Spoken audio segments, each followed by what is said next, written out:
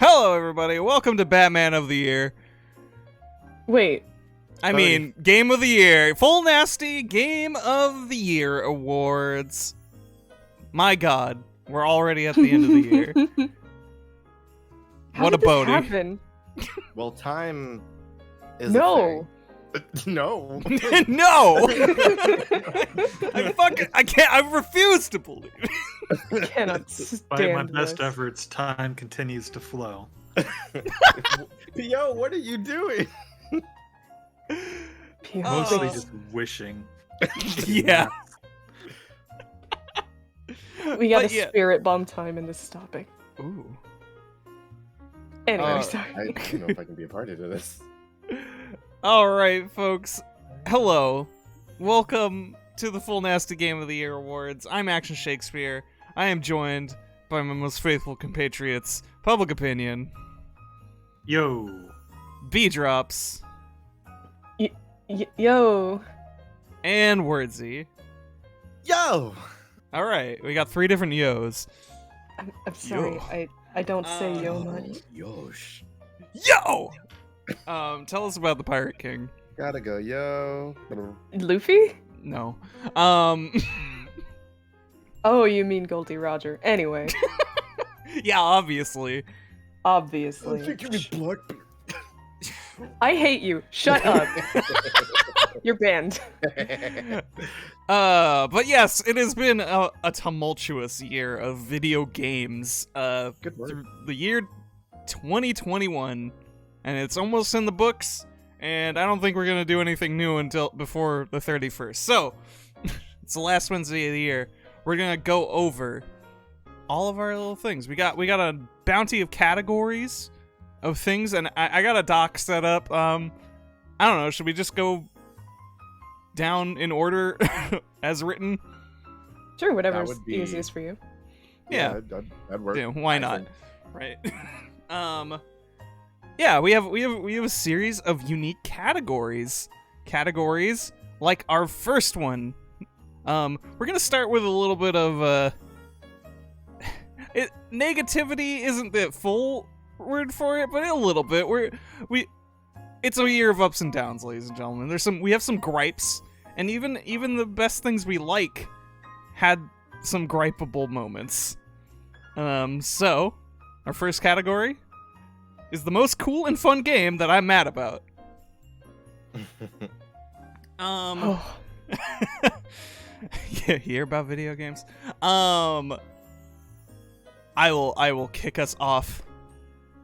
And with my entry is Metroid Dread. Metroid Dread is one of the most fun games I've played all year. And man, it really hurts how, like, okay, I'm just gonna wind back, give you full context, because I've rambled about this on streams before. Mhm. Metroid Dread is the 5th in the standalone Metroid series, the main line. The gap between 4 and 5 was roughly 16 years. And 4 ended on a moment of kind of uncertainty. There was a big shakeup in the status quo. We're gonna spoil a lot of things in this stream probably. warning. I'll try to, because there's stuff I want to play too. So I don't know. I'll try to like keep it a little vague when I can, but we're probably gonna spoil a bunch of shit Mhm. off the cuff. But We'll keep it light. We'll keep it light. Metroid 4 ended with a big shakeup of status quo, and the main character Samus's relationship with her employers and everything, and people have been waiting for a proper sequel for 16 years. There's been a million prequels, individual games, and stuff like that.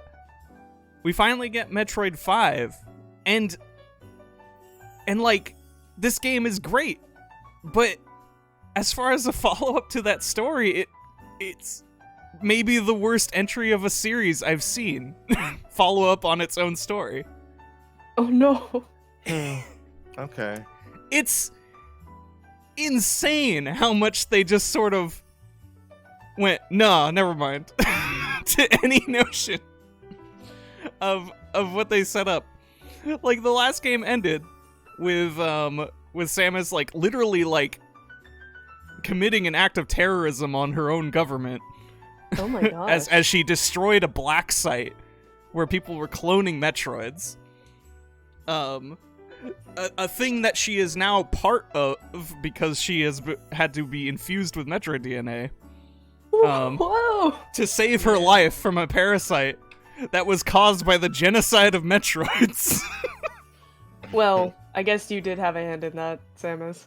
Well, yeah. So it's like, oh, we have our consequences, and we're dealing with our consequences of our actions. But also we killed these things in the first place because they were being used as bioweapons, and now we're breeding them, which seems like an unforgivable act. You at would this think, point. right?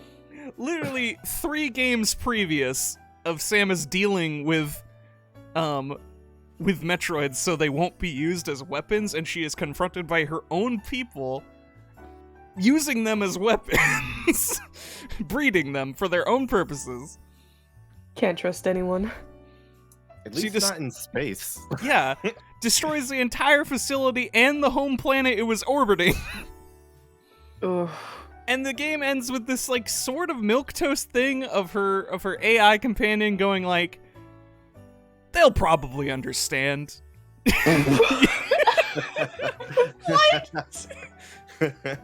I cannot It's think fine. of a better punchline. And that's it'll be Metroid fine. 4. That's Metroid 4. Like, nobody Oh. believed that. Everybody, every speculative work, every speculative, like, fan fiction, everybody's going, man, cannot wait for Samus to be on the run from the Galactic Federation. New Metroid gets dropped. The first things we see are a Federation robot hunting Samus down. Everyone's like, it's here, it's happening. We're getting it. And literally every couple of weeks they would release a new bit of story information up to the point of release, and every piece of it was almost as if to say, wait, you guys thought she was gonna fight the Federation? Wait, hold on. Let me just no. You see, the robots were taken over by a third party. It's okay. Samus is cool. She's working for the feds. Ugh. Are you saying What a Samus is a complete cop? failure to read the room. It's insane how much they set themselves up for change, naturally so. And then This- went, no, never mind. It kind of, as a non-Metroid player, this is kind of making me think of, like, when Nintendo, like, responded to one of the spin-off games was going to focus on Samus as a bounty hunter, and it turned out they didn't really know what a bounty hunter was. That was the Prime Right. series, yes, because the Prime was developed by an American company or Australian or something, you know, a non-Japanese company, and they approached them and they were like, "What? We just used that because we thought it meant space hero." Yeah. No, don't make that. It's- Yeah. over and over, it seems like the fandom, like, what they like about Samus and what Nintendo was trying to do with Samus are just perpendicular. Kinda, yeah. And like, so in these 16 years, they apparently Sakamoto was like, we didn't really know what to do with Metroid Dread. We planned this since the DS, but we didn't really know what to do with it. And he cited like technological limitations of like what they wanted to do. And then, so in these 16 years, a third-party studio made a remake of Metroid 2, and it was pretty good. Everybody was like, "Oh, this is pretty sick. We like some of these new mechanical ideas and stuff." And in that game, as an Easter egg for collection, you got this taste of a new little piece of lore that this team invented about some evil Chozo. And now that all the pieces are in place, it's like Sakamoto looked at that and went, alright, cool. Forget anything that happened in 4 except for the fact that Samus is a Metroid. I'm gonna play with my shiny new toy now, this third-party villain that doesn't have anything to do with our anti-authoritarian situation we had going on. And I don't know, it just speaks to like, I feel like I might be being very harsh, but it speaks to like cowardice in the face of something, or not even cowardice, like they couldn't even conceive of making a game where you oppose authority. Right? I mean, it sounds like you have a lot of objections, lady, and Yeah. Yeah. I mean, I don't even mind that part. I Like- don't either. But At a, I like that's what they keep focusing on from what I see. Right? kind of. He's Yeah. less of a deal in Dread. He's there. He's a He's a- presence. He's a person, sort of. Yeah, but- right. He's a robot buddy. He sounds Yeah. like He sounds like the Miiverse, He does. or what is it? That mobile game, like Miitomo. I have Miitomo I've voice. I've played exactly one Metroid game and didn't finish it because it's difficult and I couldn't do it.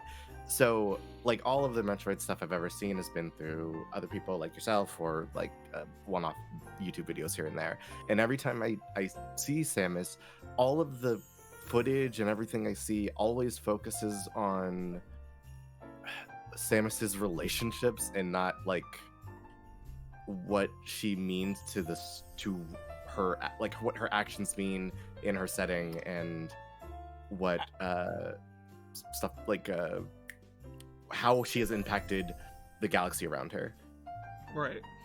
And there's a small degree of that.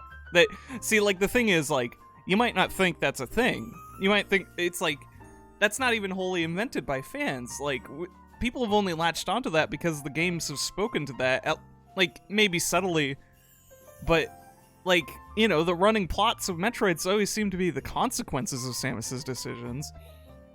And the consequences of like taking orders and stuff. Like it starts with like the most major one is it starts with eradicating an entire species and then also blowing up another planet. And then you have this whole, it's like, okay, but what's the fallout of that? That's not important.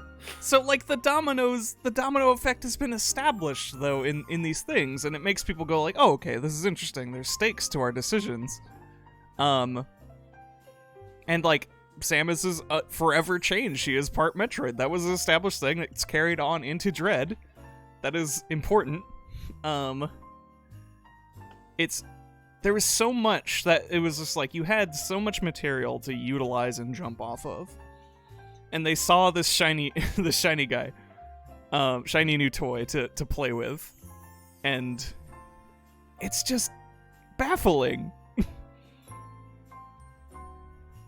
It makes me want to say much harsher things. Like it makes me want to treat them like idiots because I have to wonder how aware of your own practices have you been?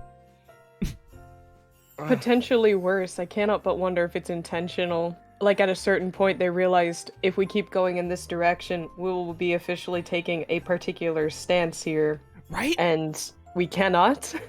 Right. Like there's like so many scenarios and none of them paint a good picture of the people making it.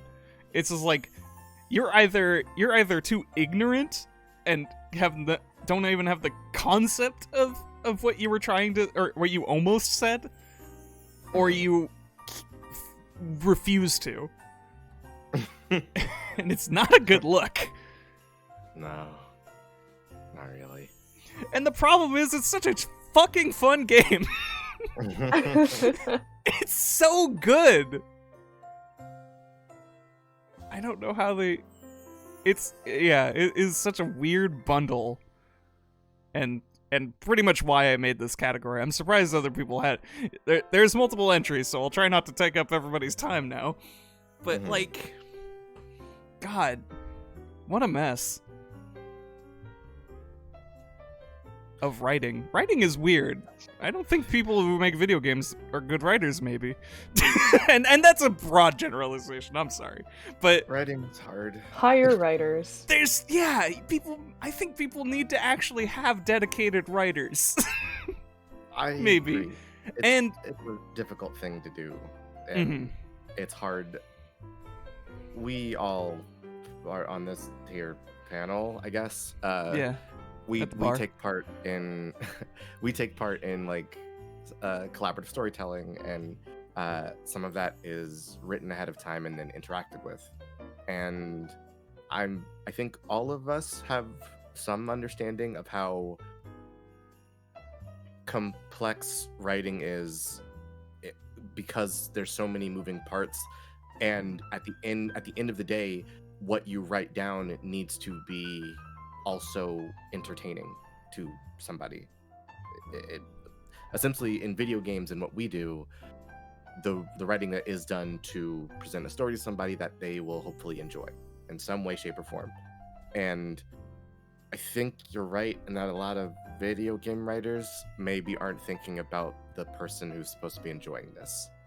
Mm-hmm. And like, I feel like this also carries over to a lot of people who are like, why does Metroid have plot in the first place? And it's like, okay, like, I don't know, video games are a fucking art form? Like, why shouldn't they? It's like, we can live in a world that goes beyond a stupid blurb in a game manual.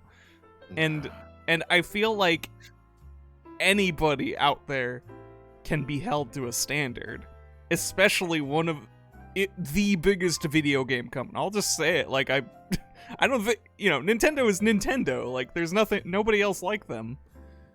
And this is the series that probably has had the most, like, weird amount of thought in any of their other franchises outside of maybe Zelda lately. Oh yeah, I was gonna say Zelda would be kind of competing with that, because Mario isn't really about the canon. Right. Metroid has always had a canon, though. From its first sequel, it's always been about a static line of events. An ongoing story, yeah. It is a sequence of events that you can trace back to. Mm-hmm. Even if you have offshoot stories, there is something relating to a central story. Yeah. It's time for me to insert my completely unnecessary opinion of, Please. as a big, longtime Zelda fan, I resent that there is a canon timeline. I hate it. I hate it fucking very sucks. much. I frankly hate that too. I'm not even the big Zelda fan. I hate it. I own the encyclopedias and Hyrule Historia, and I hate it. I hate it. I liked. Oh yeah, go ahead. I'm kind of torn because I'm not pleased with the canon timeline that exists, but I thought, like, as a youth, when there were far fewer games, especially far fewer games that I had played, I thought it was pretty cool to play like Ocarina of Time and Link to the Past, and it's like, oh, these are related. These events have repercussions in the distant, mythic future and or past. Yeah, I was gonna cite Wind Waker as well. Like, that has probably like the coolest link to just another property. There being a fork in it makes it less fun to me. It's like, well, now it's all wishy-washy. Yeah, it becomes somewhat arbitrary, and I think the thing that bothers me the most is I feel like it was something best left to the fandom. I think it was something best left to theorists, because it's either something you're going to have to throw away at some point, or something you're going to have to resign yourself to work with forever, now that it's officially Nintendo-approved canon. So they've always got this limiting factor on them now. Well, is this game different now? Does it fall outside of the canon of the rest of the timelines? Or do we figure out how to fit this in here? And I feel like that question alone is already a weird and completely unnecessary weight on an entire franchise that really kind of lends itself very well to just having isolated stories between installments. Yeah, the like narrative archetypes that repeat throughout like the universe that aren't like necessarily related in any linear fashion is a concept that I love. It's cool. Like, so cool. It a reminds me of like character- old theater. Yeah. So like, if it would be 100% my jam if it's like, this isn't the Hyrule, that this is merely, this is simply the cycle happening again somewhere in a, kind of a Dark Soulsy way. There was I was when- gonna say the same thing. when the stars align, you get a Link, a Ganon, and a Zelda. Mhm. And I think stories like that, or a story that has that same concept, could be really interesting. I don't know what I was about to go on a much longer thing, and should we talk about another We should probably. Yeah, so There is an agenda. I suppose we should stick to it. game? I apologize. I have feelings about Zelda canon. I mean, absolutely. there's nothing stopping us from talking about video games whenever, guys. It's It's true. it is a related thing. It I won't rob you of that. Yeah, it's just a bummer in the end. It'd be nice if things were given the dignity of being thought about better. I guess is my main point. But yeah, we can move on. Or at least move on to our other we got 3 other things in this category as it turns out. So I'm just going down the line. Wordsy, you have changed yours at the last minute. Yeah, I was thinking about while we were talking. Oh, did you and play that this year? I played it again this year. So Okay. Please go off. I am here for this. I've not played it in a year or Okay. so. So, Borderlands 3 is, I think we all know it's the Gearbox thing that kind of dug Gearbox out of the pit they were in, and it's the franchise they've been hanging their hat on for a while. I have loved Borderlands since 1. Going into 2, I was even more excited because things got even cooler. The pre-sequel I thought was like the weird niche cousin that was its own cool thing, and all of those games made me really excited. But as I played through each of them, I got less and less excited because there were little things here or there that got a little less soulful or full of heart. Things became more and more I could see the video game more and more, and I stopped seeing the world. When it comes to video games, for me, I'm a big story and character person. I care way more about the things that I'm interacting with and why I'm interacting with them than the buttons I press generally. And Borderlands 3 is a game that, because this was originally Inscription, but Borderlands 3 is, and I have more thoughts about that, but Borderlands 3 is a game that I was so hyped for, because I if anybody knows me, I try to be the devil's advocate in the positive. I want Sure people do. to try. Well, hey, I think it's one Well- of your great qualities, personally. I want people to give things a chance. There's positive things to a lot of things that people disregard or write off, right? And Borderlands 3 has a ton of positive qualities. I think it is a satisfying game early on, and it you're exploring Pandora again, and then you get to leave and you get to go experience new places, and it kind of opens up the world so that they kind of hinted at the end of 2, and that's awesome. And the guns feel cool. I was already trying out different stuff every place that I went to, and as I continued to play through the game, I that feeling of degradation that I got through each of the Borderlands sequentially. When I got to 3, I started at the top, and that I hit a sheer cliff so fast.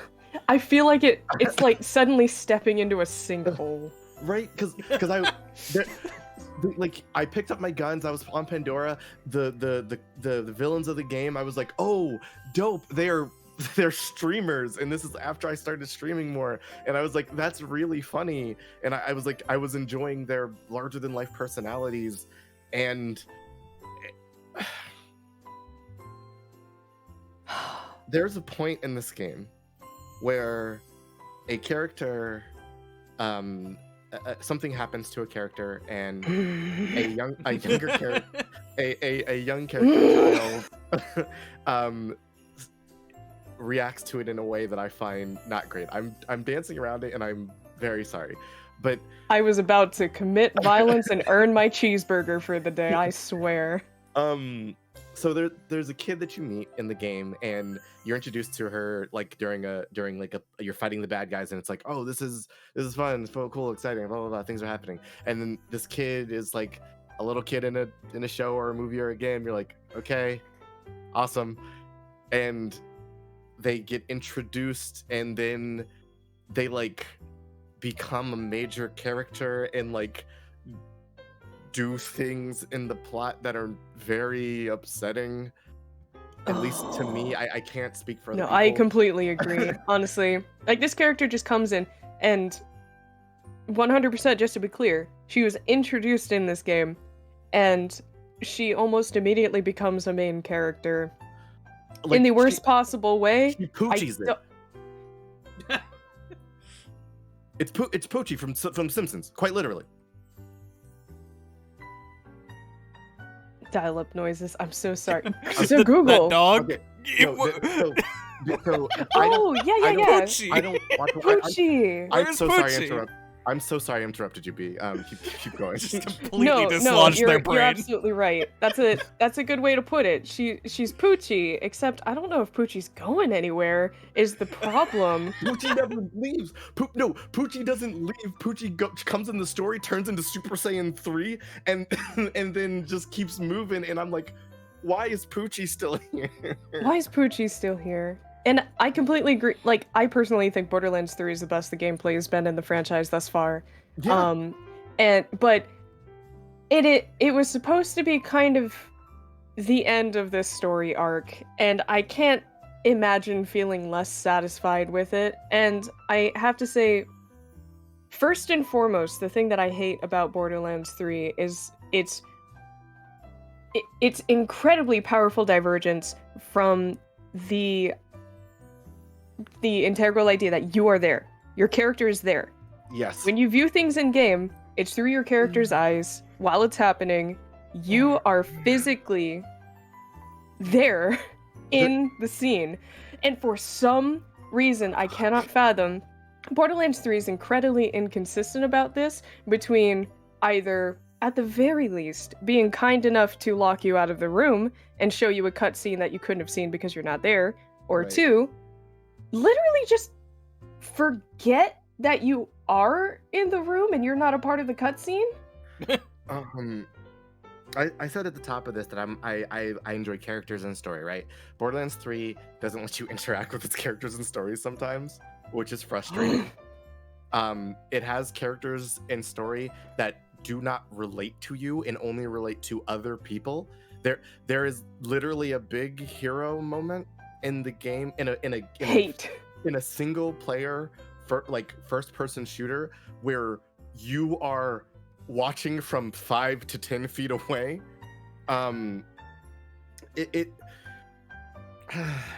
It's completely unearned, and the game is written in a way where I feel like it might have actually worked if you were playing that character throughout this whole game. If it Right, wasn't right. a game where you played a new set of Vault Hunters like you always do, and you view the game through their perspective, but you weren't. And the story's still bad. Don't get me wrong. Like, even that great. character gets shafted in the weirdest possible ways that have no canon explanation whatsoever that I can suspend my disbelief for, frankly. There's a disconnect between your character that you're playing with, who is very powerful, and Vault Hunters are supposed to be like these cool, big, tough badasses, right? And you like, there's times in the game where like cutscenes are happening, and the game's just like, this is gonna happen, and you can't do anything. And I myself was thinking, I have 48,000 grenades, and my bullets can kill the moon. What do you mean I can't do anything? Yeah, and they don't even like give you a dumb explanation half the time. Occasionally they do, and I still hate it, but I can at least appreciate it that they bothered to remember that you'd be in the cutscene. So they'll be like, oh, here's a force field, or oh, you're in the other room, or whatever. But You know what the half the shitty part time is? it just what?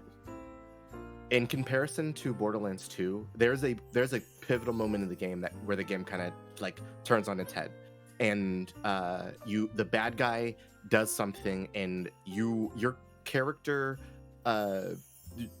moves to stop it. Like, it's not a lot, but your screen shakes, right? Because you go, oh no, something bad is happening.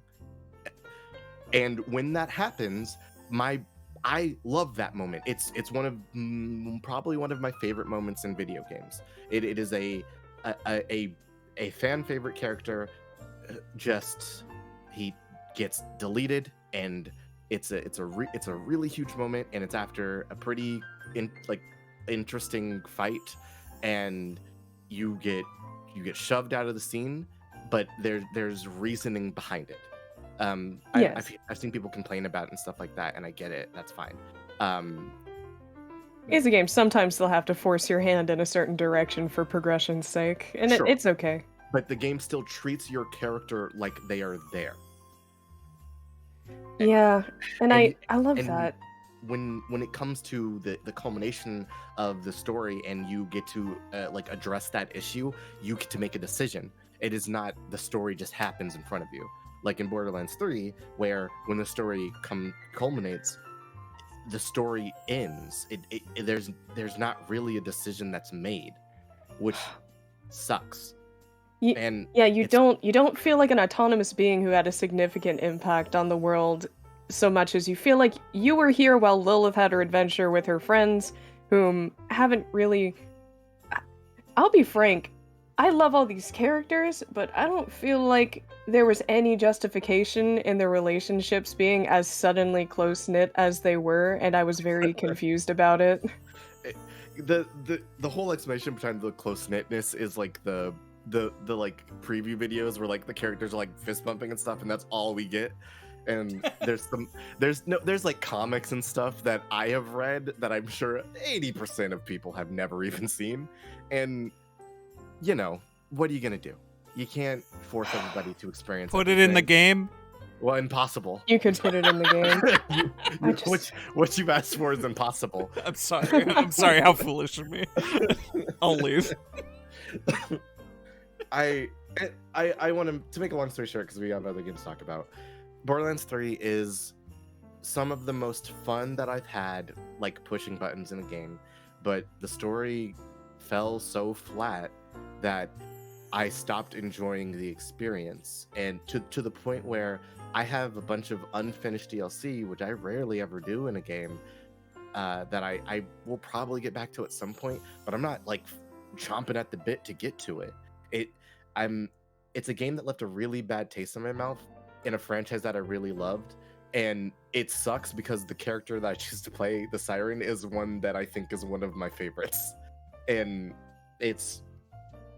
I'm still very mad that I can't interact with a story that I think could be interesting, but chooses to allow itself not to be. Pain. It's rough. Grabs microphone. Where's Salvador? He's gone. Why He's- why is Mordecai retired? He's Salvador's off screen and Mordecai is sleepy.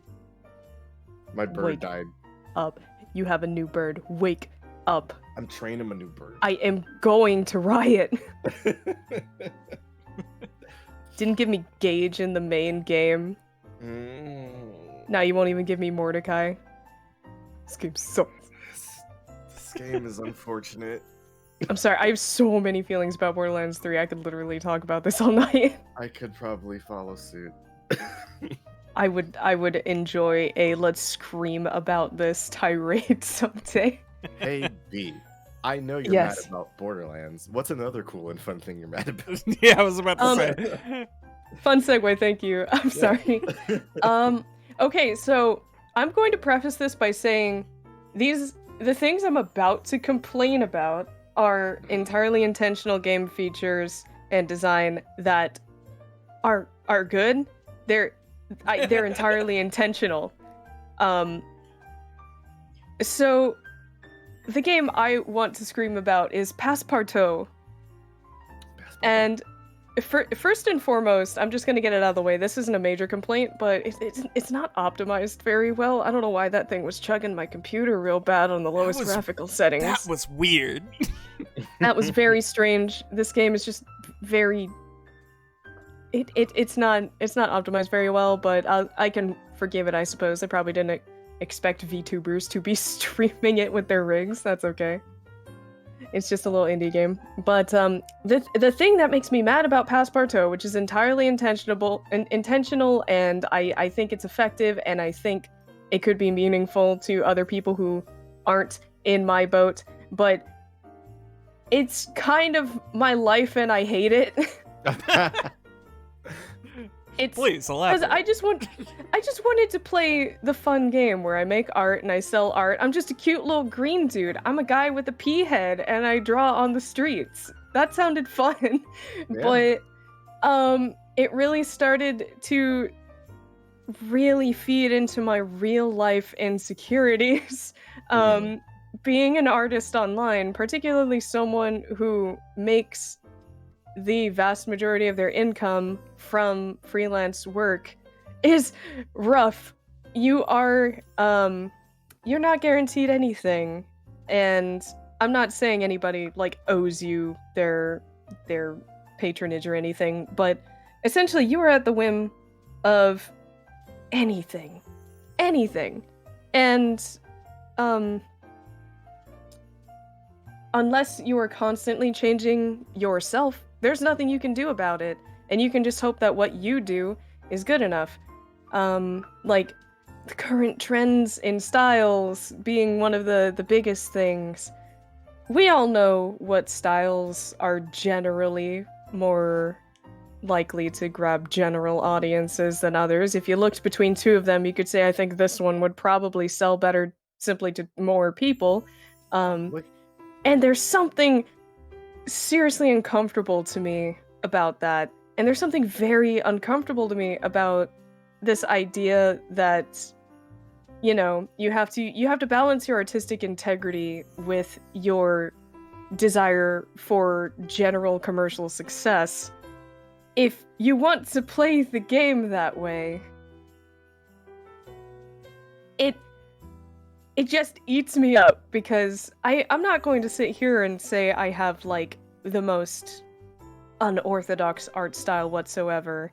I don't think that's remotely the case, but I can't remotely deny that I am constantly having insecurities about my art, and being online around other artists who are infinitely more successful than me, regardless of how similar or dissimilar their art is to me, is a big point of insecurity to me. So playing a game where that's kind of the point is a bit rough. And I really started feeling it during my Passepartout playthrough when I was drawing Zellens. I wanted to draw Tales of Harbor characters. But for some reason, the current trends would not let people buy Zellen. And it frustrated the heck out of me, because I'm like, why? You liked the other ones. What if I changed the palettes? What if I use different textures? Whatever. And eventually, you know, my hard-headedness did get me to start selling a bunch of Zellen paintings. But I had to really, really work around those things. I really was making art not from the mindset of what I want to make, but what I think will sell. And there's something very sad about that. And it's not like you can't make stuff to sell, you know, with any thought put into whether you think it will be successful or not. But like, as someone who does kind of sell stuff to at least a small extent through my Patreon, I do try to think first and foremost of just the base idea of, is this something I would like? Is this something my patrons would like? I'm not sitting there thinking, can I sell 2,000 copies of this sticker? And, like, the concept of trying to wrap your brain around perceiving trends and the mindsets of complete strangers is just... it's stressful. I, hmm. I, I think, I think it's gonna be tough to not be biased because I like art that you make, right? And I saw the stuff you made in Passepartout, and I was like, "Oh, that all looks dope. Why would anybody not buy it?" And then the the game was like, "Nah, that It- is a frustration that I It don't- was I- baffling. Mhm. Like, and I think it's a cruelly accurate depiction of like how arbitrary tastes can be and stuff and It trends. is. Because That's why like it's so stressful. like there's nothing It's effective. there's nothing in this game that really should say that those Zelens shouldn't have sold like any other work, right? But like- it has to, right? There There- has to be a reason. It was And- just an arbitrary like roll of the dice that people just were consistently not into this damn robot painting. And it's like it felt on it, but it got to that point where it just felt on purpose. And it was wild. Like Yeah. everybody was emotionally invested at that point. Because it became the underdog of paintings. And again, for us, like I said, we all like Zelen. So it to my brain, it doesn't make any sense. But trying to think on the game's level, like, was it a combination of color and like area of where things are at? Like, were I'm sure you could figure out exactly what the game wants 100% of the time, and then just like beat it, force the issue. But You can, but even then, there are general trends, but there are also trends between types of clientele. Like Mhm. certain clientele will have certain tastes. So even if you're following trends for some people, other people simply won't buy it, no matter what. right. Ugh. And then stupid baguette men will come in to my goddamn. He'll come to my gallery and insult me again. The not a fucking baguette. baguette man and his The Baguette goddamn Man is nerve. garbage. The Baguette Man is a bad man. He's a bad man, and I'm happy that through sheer force of stubbornness, I started making almost exclusively Zelen art and selling Zelen art, but it was just it was frustratingly real. And again, like it's the design of the game. It's effective, it's good, it's a well-made game, but I'm angry about it because I'm here to have a good time. That's just my life. Please stop. All right. I'm going to move us along, Mhm. but yeah. I feel it. It's rough out here. It's rough out here. It's rough out here. Are- Is it rougher where PO is? Let's find Yeah. out.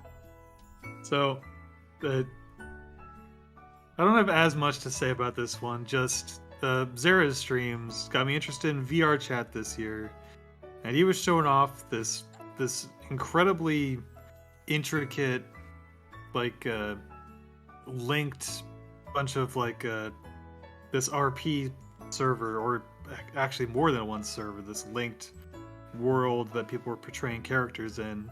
And just when I was starting to get into it, when Zera was like doing tours of the Callus Row maps and showcasing a lot of the artistry, it came out that like the main guy behind it fucking sucked. And it was like, and boy, that'll something that's like, he's just one guy, okay, I guess there was like another person who also sucked, but they were more minor. But all these people were pouring, their energy into this thing. But kind of the figurehead, the main guy at the top, turned out to be an asshole. As is And- the case sometimes. It happens. Shut down all our momentum on that. And it's frustrating. Mm. Well, Zera brings us news that the Yeah. work goes on without the guy. I believe is they're some good working news. under a new name now. Ooh. I apologize, I don't remember what it is. I could look it up, but I don't believe they call themselves Callus Row anymore. Yeah. A newer, more empathetic row.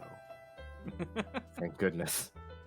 Neon Divide, I believe. Oh, okay. Ah. Well, hey, Cool. a bit of good news. Yay! Yeah. Anything else we wanna speak up, or shall we move on? Yeah, I wish I had more time to explore the things people are doing with VR chat because it's frankly pretty amazing. Yeah. There's It's a wild program. I There's a- would Jet Set Radio like remake of Shibuya from Future that is incredible. God, that does sound amazing. if I could figure out, that's one thing I need to do is figure out how to make like VTuber models and VR chat avatars, and then I can start making some cash. Oh, heck yes. Yeah, you A can. little bit, yeah. All right. So we. There's a little bit of bad vibes to start our deliberations with. Get it Admittedly, out of the way. yeah, I was getting Yeah. it out of our system. We got our catharsis out. Yeah, imagine if this was the last segment. Ugh, right? What a bummer. We're so angry. No, yeah, Always angry. I think we got a pretty good highlight at the end. So, but yeah, we can It's move fun to on. rant. Yeah, we got our rants. There will probably be a couple more tonight. knowing Surely. knowing us. Hey, it's us four. We yell about things. Hey, speaking of us yelling about things, Perfect. our next category. Well, it has something to do with something after I introduce our next category. Yeah. Strangest bout of closure. I thought I was going to be the only one who put a thing down because I just sort of made this to be a stupid thing, but oh boy, do we have another entry on this. But anyways, I made this category because I wanted to discuss Strangest Bout of Closure. We as a group have more or less formed on the back of playing all of the Kingdom Hearts series. Carry us, Sora. We four in this call. at least. Freeze. Yeah. And If you in chat have also been along for the journey, thank you. You're Yeah, also that a part was- of us. God, like over 3 years at this point. And that's that's been a big point of investment for us as a group on multiple levels, and a lot of emotional investment and plenty of ranting as well. And the strangest bout of closure was having a recent we did this in a recent stream, was Sora getting into Smash. A thing that I going back to our first stream series of Chain of Memories was a thing that words he said would never happen. He went on record as going like, man, or no, he said he hoped it didn't happen. He's like, I hope Sora never gets into Smash. I don't want. Listen, I don't want to open that door. But like, The door- Yeah, open. you don't want to open the door to darkness? No, I don't. Hey, You want to False. see? You want The to door's see been Xenoheart? opened. You want to see Xenoheart or fucking Mickey and Smash? Your world is already being consumed, you fool. Oh no. but I'm but in the end, Sora being the final DLC for Smash Ultimate, Mm. I don't know. Maybe it's just me. I felt this was a fun way to just sort of bring it all back in a nice way. I honestly have to agree. And I say this as someone who doesn't really play much Smash. When they were announcing the final showcase for the final Smash character, I couldn't help but think Sora would be perfect. If it's anybody else, I don't even know what I'll think. Because the Yeah. only other ideas I had in mind were not nearly as big. Like, I was like, I don't know, Crash Bandicoot or something. And don't get me wrong, like, That would have been fun. he's no small name. But Sora, I know people have wanted Sora in Smash since installments ago. Like Right. since Melee.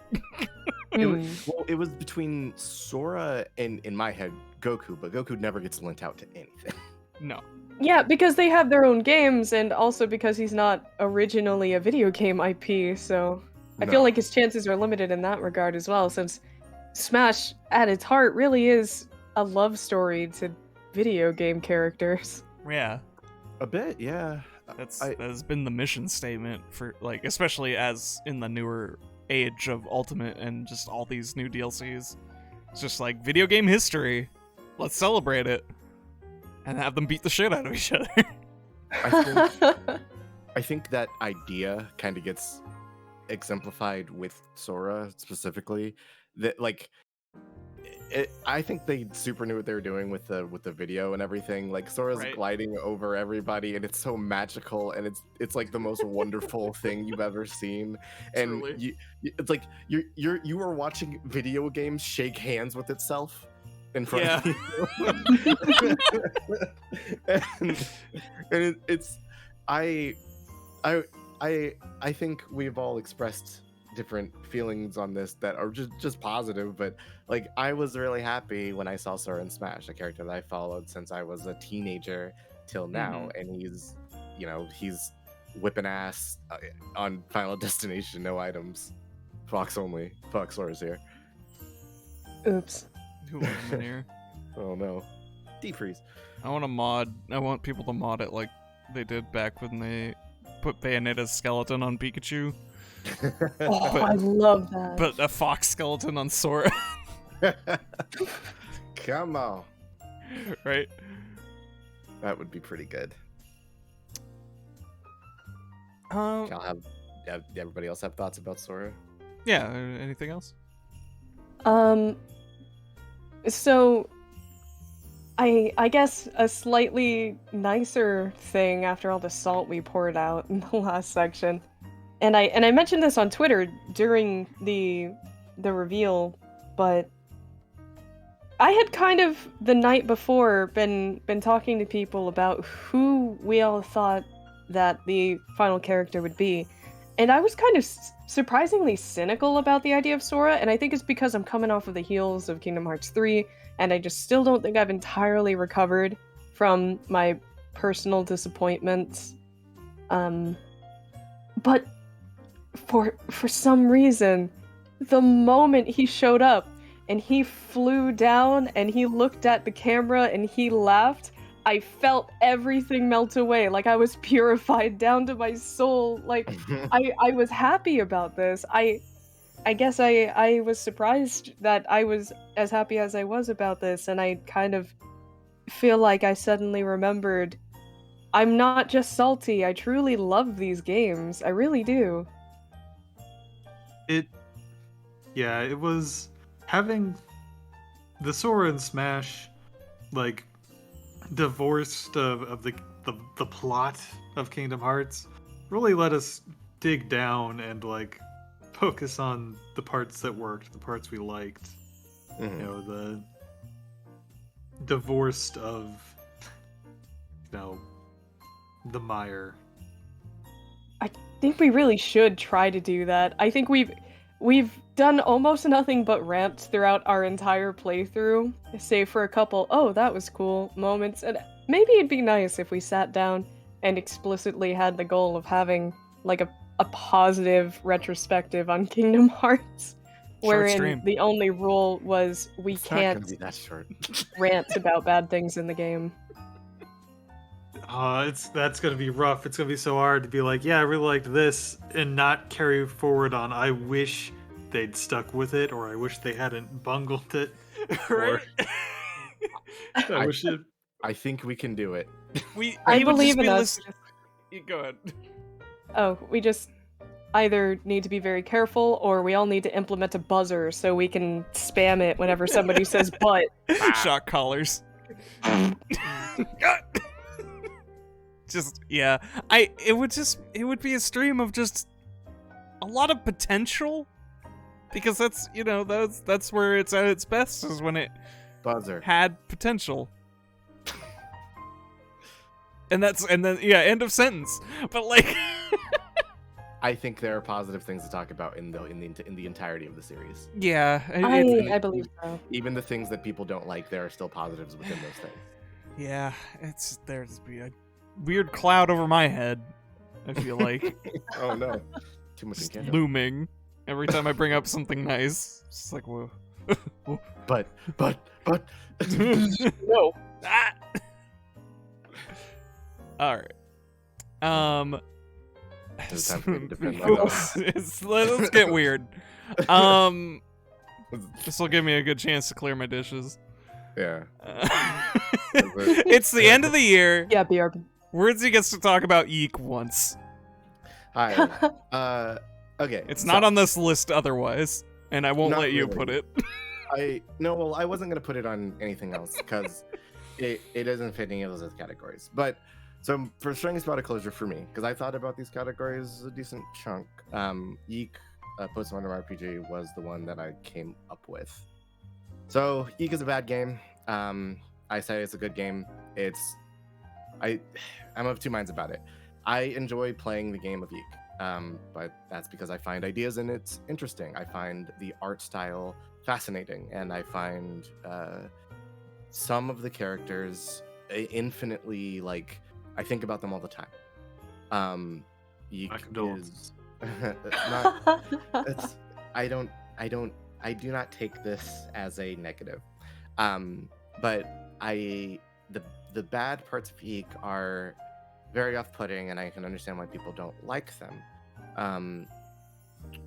I played it again this year on my own time, and I 100%ed it back when I streamed it with people and with the Jam crew, and it's. I find the concepts in this game very interesting, and when I talked about it with Fiona, she told me there are other games that do this more interesting, and I couldn't really that do the same thing, same concepts, same character beats, same story things in a more interesting way. And I could not think of one that contains all of those things in one place and also tells the story that I'm interested in. I played the Eek again recently after the update that they had after like a year or two, something like that, and it was really stupid. They introduced the Wesker is in it, I think, as a big llama, because some people thought that was a bad narrative beat. He's an alpaca. Alpaca, you're right, and it doesn't matter. The Golden Alpaca was a bad boss fight that was like a big middle finger to the player for this incredibly emotional narrative moment, right? And they introduced DC Douglas as the voice of that, and then they tried to append more gravitas to the situation. Didn't really work. There's another update that's coming in probably within the next year that is going to close out the story of Eek all together finally, much like Kingdom Hearts supposedly did. Having played this the most recent update, I was very satisfied that I was finished playing it, but I know that when I'm done playing it again, when the new update comes out, this closure that I feel now will probably feel way more justified because I'm not excited for the new update. I am excited for a bit of story that I want to clarify for myself. And I now know that I can't trust Andrew Allison with video games. I know that the parts that I like about Eek will always be there, and I find them fun, and I like thinking about them, and I like parts of Tales of Harbor were inspired by them. Sorry. Don't tell me this. Well, you're in it now. What's going on? It's don't. Please imagine Daisy in the pose. I will. I feel a great amount of relief knowing that the parts of the story that I enjoyed probably aren't going to get touched again, and it's going to be new stuff to close out a character that I don't really care about. I need to be double sure, but from what I understand from tweets and stuff like that, the things that I care about in Yeek are safe, and that's nice to me. The characters that I think make it out of Yeek unscathed or away from the toxic black hole that is your main character are not going to be ruined by what I believe is going to be a really unsatisfying bookend. And that's nice for me. I like to know that the characters that I like get to have a happy ending, even if it's just not going to the ending. That's the Well, best that's ending nice. sometimes. Yeah, and I think I said this when I was playing Yeek, and I'll say it again when I stream it again. Don't play Yeek. Don't do it. Don't buy it. Don't spend money on it. Don't watch me play it if you don't like it. I don't want people to engage with it personally, honestly. But Why would you stream it more than? because I enjoy it and I want to stream things I like. You I know, don't- that's fair. I do not care if people watch Yeek.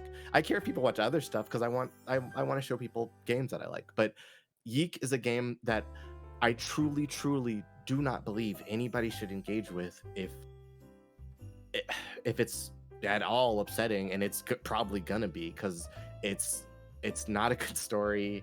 It's a bunch of characters that are just dragged around by an insufferable bad person, and it's not fun to be in that pit. The little nuggets of gold and interest that I find in that pit, I want to dig out, but I want to put up a big old sign that says, "Don't come in here, it's bad." This is Stay not out a of place the of mud. honor. Yeah. I Big spikes surrounding it. to this day, I will always extol that there are good parts in almost anything, even Yeek, and it's I think for me it is worth it to experience those. Based on what I know about the people that I hang out with and that I talk to a lot, it would not be worth it for a lot of them to experience that game.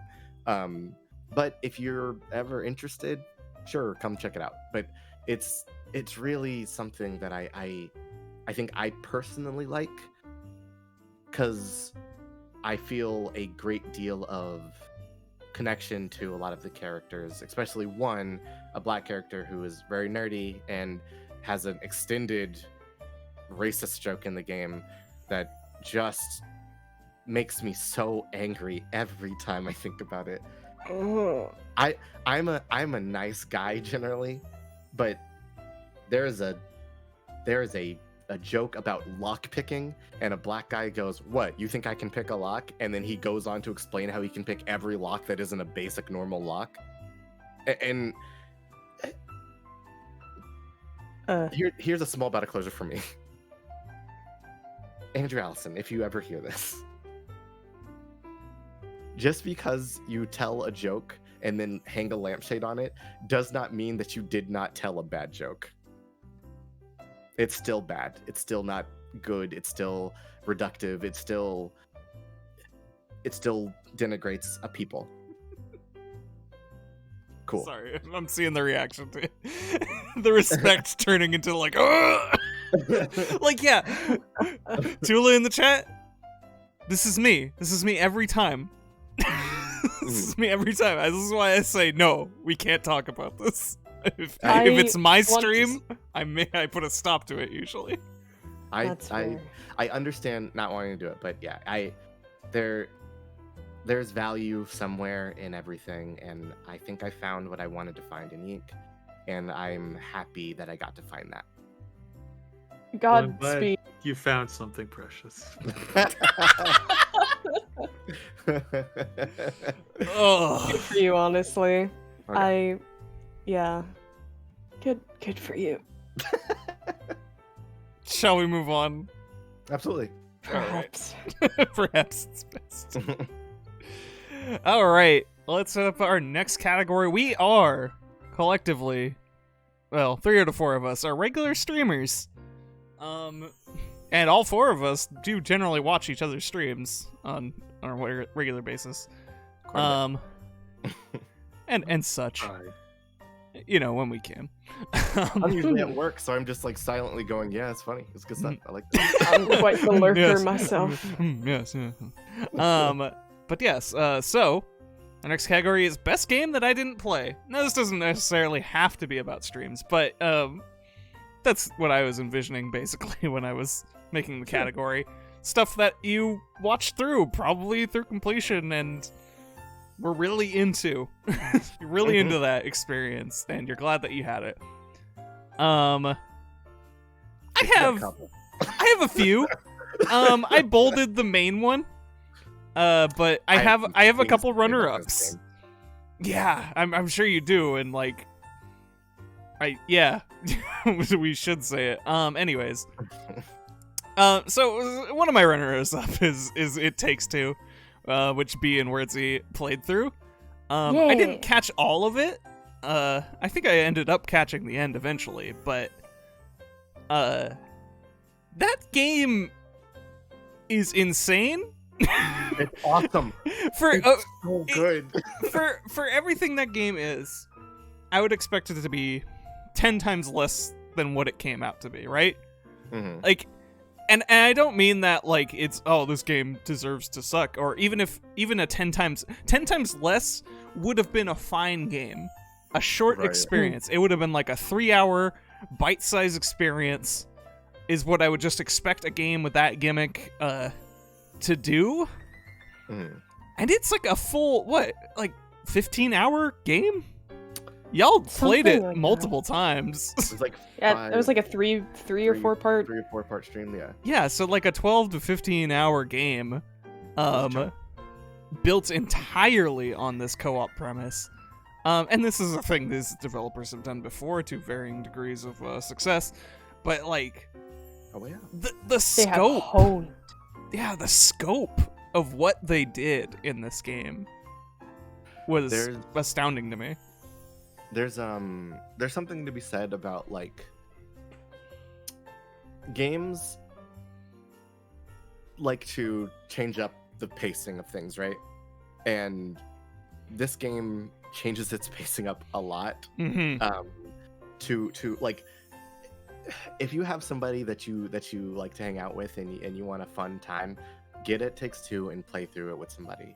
It is legitimately a blast from start to finish. And while I was playing with B multiple times, I was like, because something new would happen and I would be blown away by what was happening at the moment. There was a fighting game that popped up in the middle of our course. Oh my god. It's every game. It's yeah. phenomenal.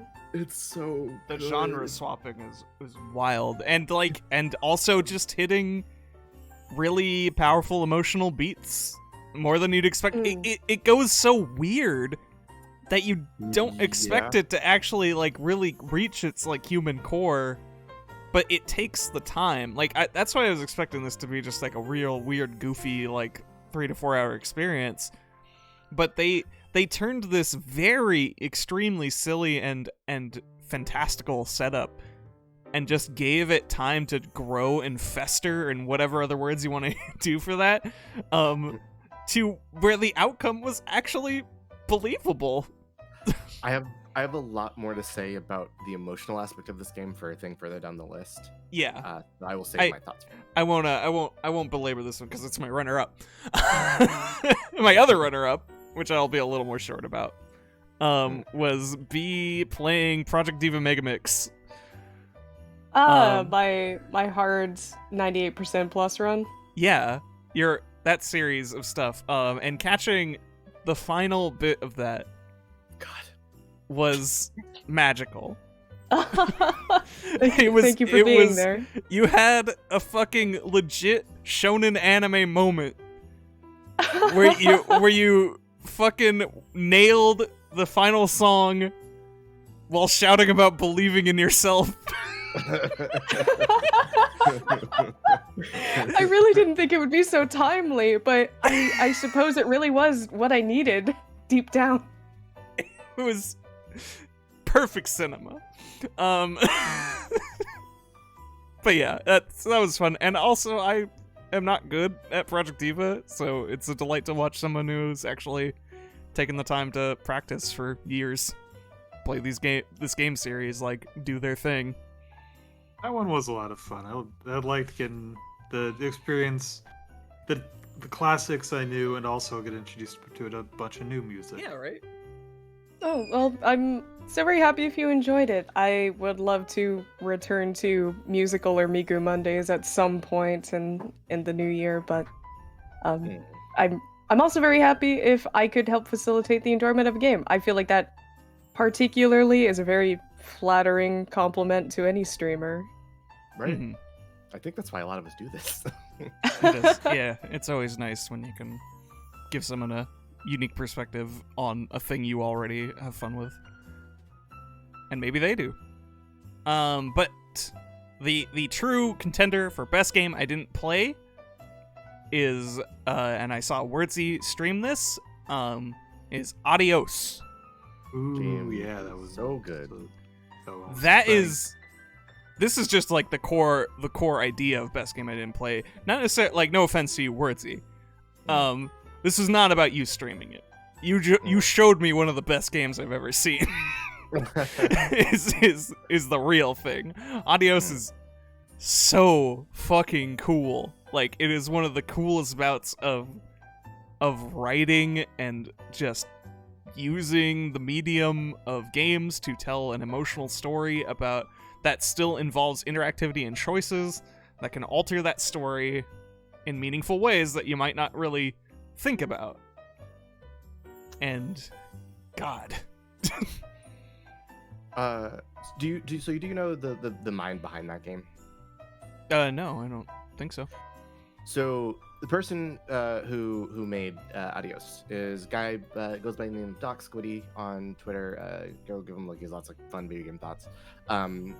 Doc Squiddy, I've listened to him have interviews and stuff about this game and about his life and like how he was making video games like full time and had to stop because he had to go to the hospital for video game making. And he has a lot of interesting thoughts about writing games and narrative, because a lot of games that he runs into, he says he hates the stories.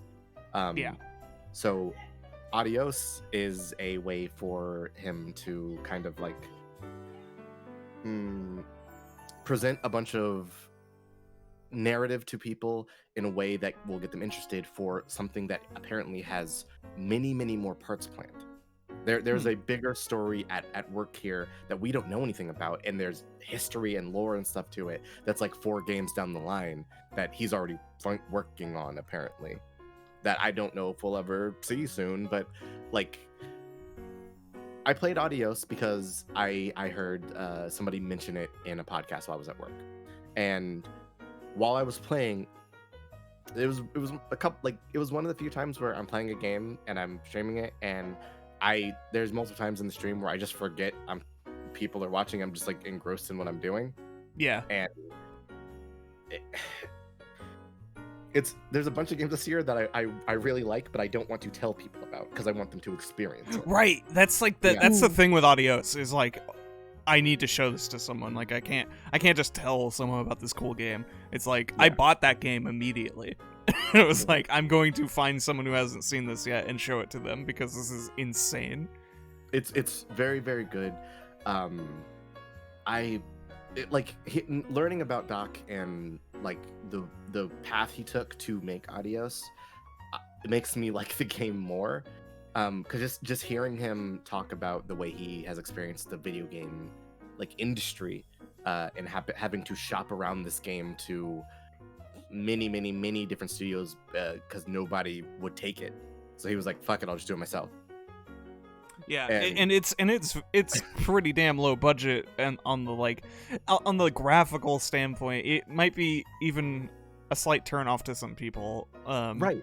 Because it doesn't look like a high quality game that you would like your brain would associate. But the dialogue in this game is impeccable. It's the meat of it, and and it's both well written, like extremely well written, and maybe has two of like the best actors that I've heard in a video game.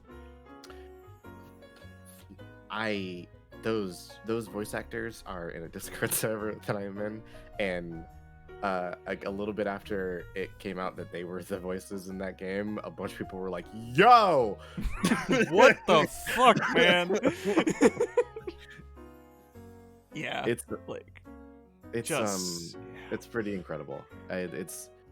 Legitimately, I think I threw it up on YouTube, but even if you just want to watch it, like find it, or it's not an expensive game. I would honestly suggest trying it out yourself, just Yeah, because what is it, like $5, $10? yeah, sometimes it's cheaper because it goes on sale. Yeah, right. It's Steam Yeah, I think sales, it's man. on discount right now. Yeah, Adios is It a is very, worth it. very good game. And it has like a narrative game with multiple endings that are all interesting. I don't run into a lot. I think I run into narrative games with multiple endings that like one or two are cool. Every time I did a different thing in Adios, I was like, oh no, next one. And, like I had to play it again. It's cool because like we had a long talk about visual novels recently in a recent stream, and That's true. it's shades of a lot of that. Yeah. But apply it's that writing logic that honestly I do enjoy a lot about visual novels applied to a game that more people would associate as a game. I know, not to disparage. We've said a lot of things about how people treat visual novels. And I don't want to act like I am treating them like that way. But the traditional form of game that a lot of people associate as game, with that mindset, is really cool to see. There's also a good horse in it. There's a pretty good horse in that game. Love good horses. Eat ample. Eat an apple, and you have a lot of time to eat apple with horse. Yeah, you do have a lot of time to eat apple with horse. Yeah, go play it. I will move along, because we all had an entry for this one. Yeah. And Wordzy is next. The best game that I did not play this year was a Heart Machine game. It was Solar Ash, and Heart Machine's the people who made like Hyper Light Drifter and a bunch of real cool graphical and art stuff before that, or their team did. But Solar Ash is Hyper Light Drifter plus Jet Set Radio plus Shadow of the Colossus. Yeah. All right. And it's Why am I not playing this right now? It's so cool. The only reason that I haven't played it this year is because it's on the Epic Gaming Store. Ah. The only reason. So there's an email that got sent to Heart Machine, possibly by Wordzy, that was like, when's this getting off the Epic Games Store? And they were like, soon. So the second that is on Steam or any other website, I will probably be picking that up, because Solar Ash is such a cool game. It has such a cool aesthetic. It is a lot. I love movement in things in media, and that's why I like Deku and like My Hero Academia and stuff like that, and like his momentum stuff. But Solar Ash is like, you're gliding everywhere, you're fighting monsters while like skating around the landscape, and it's this like crazy cool purple pink like aesthetic everywhere. It instantly hit my eyes, and I was like, I love it. And then when I saw it in motion, I went like, I need to throw money, and I can't yet. And I You just can buy it on PS4 or 5 or whatever the fuck.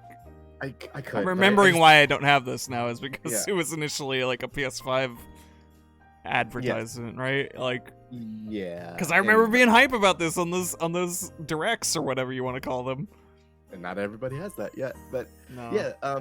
Solar Ash is very, very cool, and I plan to play it the second I can, because it is such a dope looking game, and if it feels anything like I imagine it will, I'm going to adore it from top to bottom. Yeah, PS5 isn't real. Sorry. Not I should for go. 99% of people. I guess That's Anything all more? my thoughts. you good? That's All all my right. thoughts, yeah, I'm just excited. I'm so hyped. No, yeah, for sure. B drops.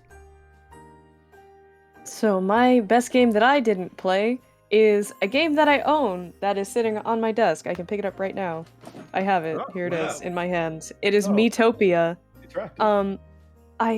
I got this game with the sole intention of playing this on stream with my community because it just seems like the best possible way to experience this game, right? Mhm. To have people submit their characters so that they can, be a part of the story. playthrough. My shameful admission is anyone who's been keeping up with me this year knows that the last quarter of 2021 has sort of punched me all over the body, both health-wise and schedule-wise. Mostly the former taking out on the latter, though. So I just haven't been doing solo streams for a long time, and I'm really hoping to get the chance to stream this in the new year once I get the chance, as hopefully I have a better grasp on both my health and my schedule, and I can get back to my creative endeavors. Hell yeah. Here. Can't wait. Fingies quasted. Like what was a quast? But I saw everyone having a blast playing this and streaming it with their communities when it first came out, and I was just so jealous of everyone. It looks so delightful, and I honestly have very similar ideas of what I'd love to do with that game. It'd be But fun. it's very much on the shelf, as it were, in my brain. There's so much to do. There's a lot of things to finish and do and work on. Yeah. Anyways. Pio, what do you got? All right. Well, so not only have I not played this game, nobody has played this game because it's not out yet. So maybe it really doesn't count as a game of the year, but I played 11 games this year, so I was kind of scrabbling for list fillers. And my game here is Dwarf Fortress, which I have not in fact played in years, but damn do I love that game. And I'm so hyped for when the Steam version eventually comes out. It's just, it's a weird, one of those things where, once the game gets in your head, you can never quite shake it off. You'll be thinking about it, and you'll be following the news, and I haven't been able to buckle down and play it in a long time, but It's I coming. love Dwarf Fortress. It's my favorite game that I hardly ever play. I was hoping the Steam version would come out this year, but not quite yet. Maybe soon. Here's to the Hopefully. future of Dwarf Fortress. Yeah. To 2022 and the future of Dwarf Fortress. Here. Clink. All right. Yeah, we're clinking our little glasses. We can definitely interact with these. Don't worry. Mhm. Ritzy juice definitely works. has hands to open these apple juice. I just use my Somebody get the telescope. cap. It's fine. Okay. I got All right. Our next category is the apologies section. this. Ah, Best thing I didn't follow through on. holds head in hands. I'll go first.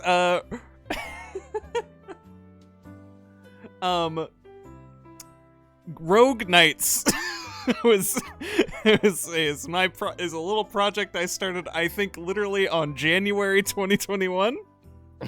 I did it once and said, I'd love to do this some more, just like whenever. It is now December 2021. I have not done a single other Rogue Knight stream. I've kept tabs open for resources to use during Rogue Nights all year. I've never followed through on it, but it was a lot of fun. I think the original Rogue, and honestly a lot of other roguelikes, I'm just really into roguelikes and Rogue. They're fun. It's like a big thing I've gotten into kind of this year for the most part. I don't know why it took me so long, but it's just a genre that I've tackled more and more in 2021. And I hope in 2022 I can bring this back in some capacity, because it was just I enjoyed the exercise, and I enjoyed when people were able to participate in it, and it was a fun group experience too. Like, it's not just about me trying to beat Rogue. It was very much about, like, we're all in this, and we're all naming characters, and we're all doing a bunch of dumb stuff and talking about whatever. And yeah, maybe one day.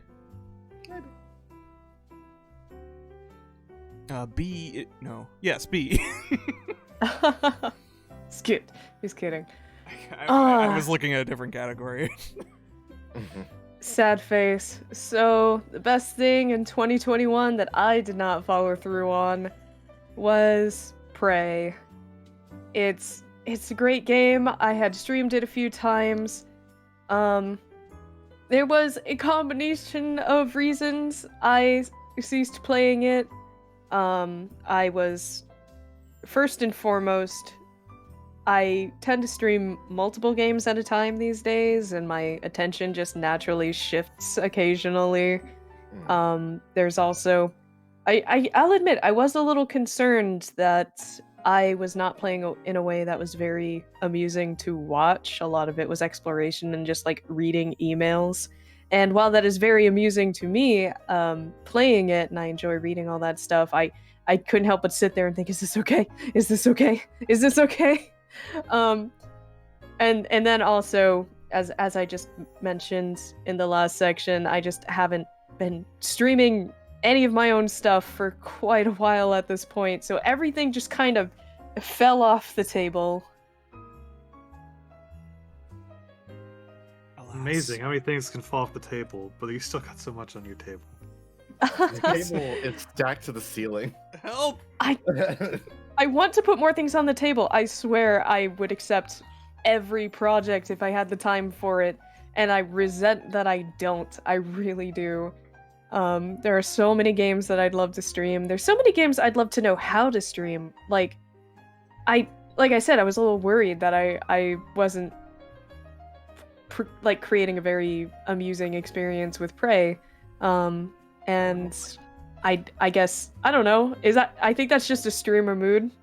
Just, like, sometimes you worry that there are games or genres that you don't know how to stream in an entertaining way. I'm about to say a lot of the same things, B, and I totally understand. I'm so very happy I'm not alone in this feeling. Prey's a cool game. I played through it off stream this year, and it was super, super fun. I can't see how, like, a immersive sim like that could be, like, with that particular pacing in that game, could be, like, anathema to the actual streamer. But yeah, because you want to take your time and go through everything, because that's simply how it presents the narrative to you in the most part. Like, if you want to get any deeper understanding of the setting or the events leading up to everything, if you really do have to explore, and I think that's delightful, but it makes me anxious. I mean, some people, there's a very valid section of audience that either likes to do streams so that they might experience games vicariously, or vicariously enjoy your experience of it of a thing they all already have enjoyed. That's So like me with Dark yeah. Souls, yeah. that's I- the thing I with lore. Yeah, I think a lot of it is just me getting in my own head because it's not. A lot of the time, I think these things, if I pull myself back and say, okay, would I enjoy watching, say, one of my friends, anyone at this table, playing this game in this way? And the answer is usually yes. But I don't know. Time to stream some I- Prey. Yeah, I I guess probably I'll get started. I'd love to watch you. Though I guess I'd be scared since I haven't actually played through the game entirely myself yet. But It's just a in the race. hypothetical, it sounds delightful. We'll get to. Oh, no. Oh God, I'll Prey race you race, guys. Prey speedrun Hell race, yeah. all three of us. Let's Let's go. Let's go. Get as much plot as fast as possible. Read every email. You have to read every email that you find. Yeah, Cannot stop. it's not technically a speed race, but because you have to experience everything Yeah. at the pace where you can understand it and enjoy Welcome to So Prey. there's a speed reading. quiz at the end. it. Yeah, Oh, put a God. quiz. It's a whole Prey playthrough, and then it's asked and answered, hosted by Pio. It's you get. Let's say there's like 2 hours of Prey play time, and then Prey time. then there's a quiz where it's like, did you go and learn the proper things to answer these quiz questions? And if you get it wrong, you can't play Prey ever again. Oh man. Just kidding. You have to play it again. Oh boy. Your punishment is more Prey. Oh boy, you can play Prey again. They'll just lose then. Yeah, right? No. That's just how playing Prey goes. A little bit. Time to reload. Wordsy has I'm gonna move on to Wordsy, who has once again mutated his answer. But that's fair. I also added 3 things to a single category. I was thinking about this while we were talking about it, but so the best things that I didn't follow through on are a couple of different ideas.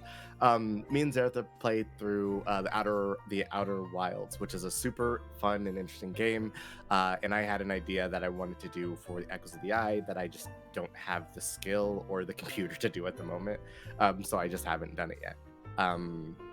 I still plan to do it at some point. It's just I didn't do that yet. That's not the thing I'm most upset about. Asked and Answered was the game show that I actually had with you guys on, which I thought was really fun and had its bumps and stuff like that. But I had more ideas for it, and I just never put it together again. I kind of still want to do it again, but you know, it's an idea that I don't think I executed very well. I Which is- disagree. Fair. But so that brings me to the idea that I had the most excitement for, that I only did once, technically twice, but I never did anything with, and that is the couch. So a couple months back, I brought up to people like, hey, do you know any interviewers? Because I wanted to do like a interview show about people's favorite games while they play their favorite game. And I didn't have a way to really capture the game in a easy way or anything like that. So I tried it out with Zara. I streamed it, and then we did one like personally, like just on a Discord call. And going back through those recordings, I am bad at interviewing people, and it's an idea that I still really like. I wish I was better at like talking to somebody during the game. I think Zara had a lot of interesting stuff to say. We played a Star Wars game. We played 2 actually, but we played a Star Wars game and like a PS1 like mech game, and Zara had a lot of interesting things to say about them. But in the recordings, I felt I was floundering and I didn't have like a grasp of like how to ask the correct questions or something. It felt weird. And it was an idea that I really, really liked, and I had a lot of people that I wanted to ask, like, hey, do you want to maybe sit down with me and play a game that you love? And I want to ask you about that, because I think some of my favorite things about video games is seeing people love video games, right? And a lot of my friends have games that they adore. Have games that I've heard them talk about at length, and I can just hear in their voices and sometimes see in their eyes that there's something special about the thing that they have experienced. And I don't know. I still want to do this, but it would be like I had so many designs for this throughout the year that I didn't follow up on them. I ended up like getting real sheepish and not asking people. Like I was going to ask all three of you, like, hey, do you want to sit down and play a game you like while I ask you questions about it? Because Still waiting. Yes. Oh, thank you. Because I want to hear the things that people have to say about the things that they love. It's endlessly interesting to experience genuine care about something. And video games they can be a lot of different things, but to some people they're formative. To some people they're like wonderful escapes. To some people they are like confidence boosters. Like the reason why people play different video games is something I am always super interested in. And sitting down on a couch with somebody and just flicking on the screen and then go, and while they are showing me how the hell it's done, I'm constantly thinking it would be so fun to talk to people about the thing that they love so much, and I guess show people that in the video format. But I ultimately I did not like the way I was interviewing, and I felt that I had failed the guest that I had invited, Sarah being my first one, personally. I have It's the thing about interviews, and I'm by no means an expert. I haven't conducted a whole lot, but I've observed plenty, and I think the thing about a good interviewer isn't necessarily that they have all the coolest questions or whatever. Like, it's great to be prepared. It's great to be able to ask something about it. But the thing with an interview is your main skill that you need is basically to be able to spur those moments of just letting them talk, just go off, right? If you're able to at least like stoke that fire where your subject is then able to just chatter about the thing you asked, then you've done your job. Fair. I don't know. I might be being too hard on myself. You probably are. Probably, knowing you. Yeah, what? And the other thing I wanted to note is that you were always going to see every tiny flaw about your own performance, and that is true to every aspect of every medium of art. Sweat drop. Yeah. 2 sweat drops. Yeah, I don't know. I'll sweat all over the place. You can't stop me. Oh, please stop. I tell Actually, you- Let me tell you the good thing about like 3D art is a lot of the time the rendering takes so long that it's like when I do it and I can see the flaws, it's like, well, it would take so long to redo this, so I'm forced to let it sit. That's fair. I also can't help but wonder if maybe, like Shake said, you'll always see all the little flaws that more than likely your audience won't either consider flaws or won't be able to perceive, but I also can't help but wonder if just the very fact that you're not simply sitting in a room talking about the game, but you're also playing the game would easily facilitate more conversation, because if there's a lapse, you can literally just be point at building, what's up with that? So I think that's why I did not continue doing it this year, is because in one of the recordings I was talking to Zara, I was literally just going, and what's that guy doing? and I felt like that was like sort of like a non-question. I don't know. It felt awkward, but I mean, I don't think it's necessarily bad, and especially depending on the game, it could be very good. Like, for instance, the game you asked me about doing the couch over, I think just pointing at a lot of characters and just being like, what's their deal would not be a bad question. Probably not. I also, if I do this again, and I do have again designs to do it, I would want to find a better way to record it. Probably have the person recording it remotely, because me recording it through like Discord and getting compression on that like made a kind Yeah. of video. So I don't know. It is a fun idea that I think has a lot of merit to it, and I happen to be very lucky that most of the people I know are interesting. So I have a lot of people that I could ask, and then we would have a lot to probably talk about, and they all like a bunch of different stuff, which is cool. So hopefully with next year people will see some more couches with more people, because I want to do them more. To the point of your point of variety, I will say that has been a lovely thing scrolling through our list of topics and even our games of the year. Mm-hmm.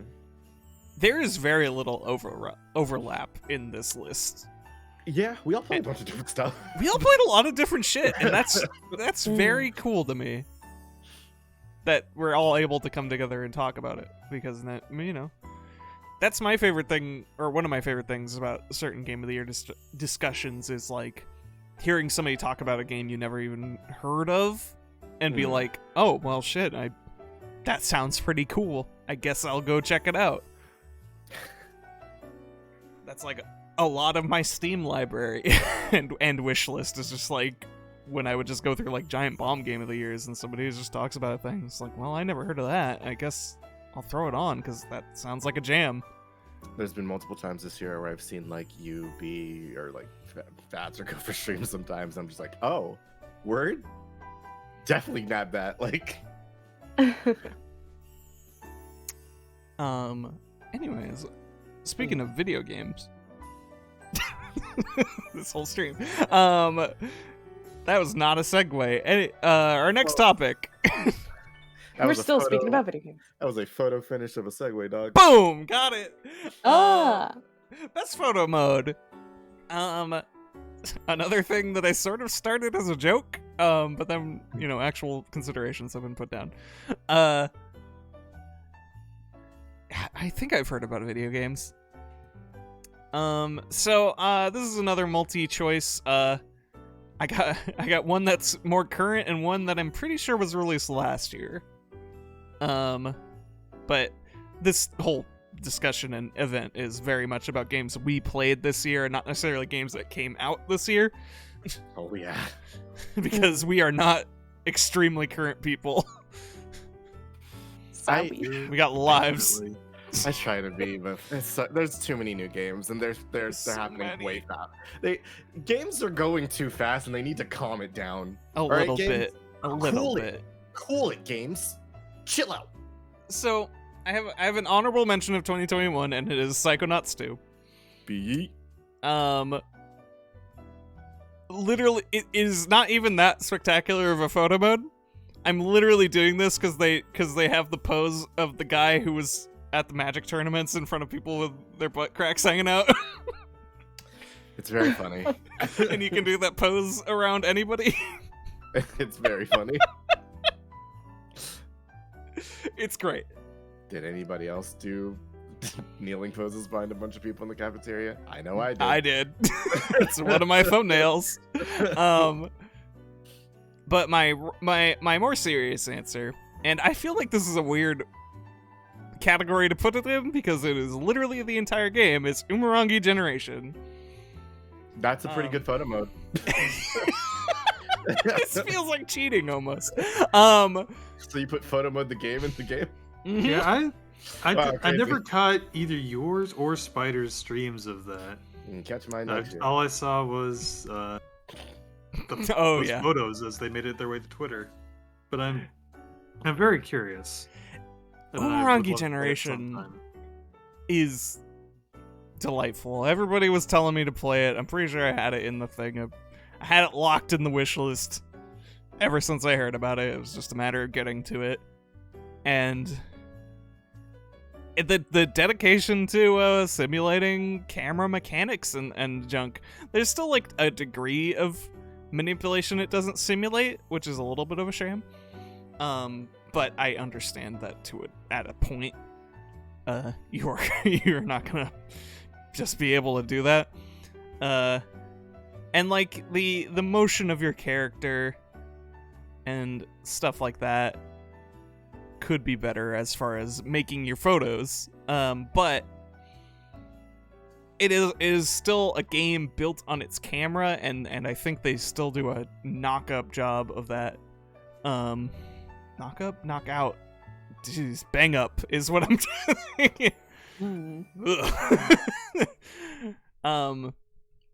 They do an amazing job, and it's really cool, the dedication to like all the lenses you can get, and the way that you can get like a flash add-on that adds an extra light source to your maps and makes your photos look different based on that new light source.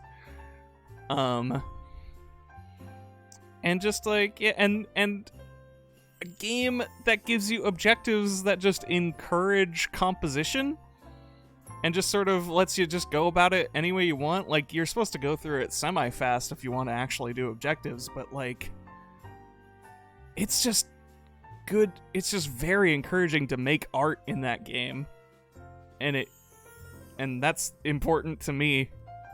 Like, I was able to just do all kinds of real fun stuff and just shoving myself into an environment and snapping a pic. It is one of the games that I'm most excited to actually give a shot next year when I get a chance. And not even to speak of the rest of the game and its plot and its entire vibe. Fucking rule. Like, that game is so good. And I got to take a selfie with an Ava unit. Kind of. And it was bad. They're the cops. Oh no. No, yeah, that game's great. Yeah, B, who has added an auspicious choice, I see. But I added an honorable mention. oh, for sure.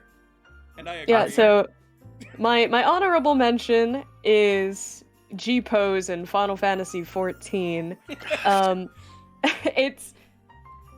I feel like it has changed my experience playing the game since I started using it. It's so honestly, fun. It's so fun, and I find myself being, honestly, kind of an absolute dick using it through MSQ. For an example, I had a little G-Pose fun in Endwalker after I beat the second to last trial for the first time. Which is a great experience. You know, I love just like dancing over the bodies of my toppled enemies. Fun. Stuff like that.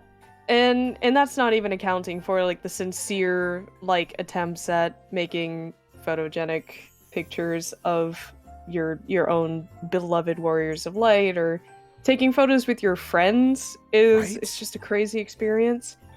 I never used G-Pose until, I guess, technically last year and this year, and it's because the FC started to get together and hang out and stuff.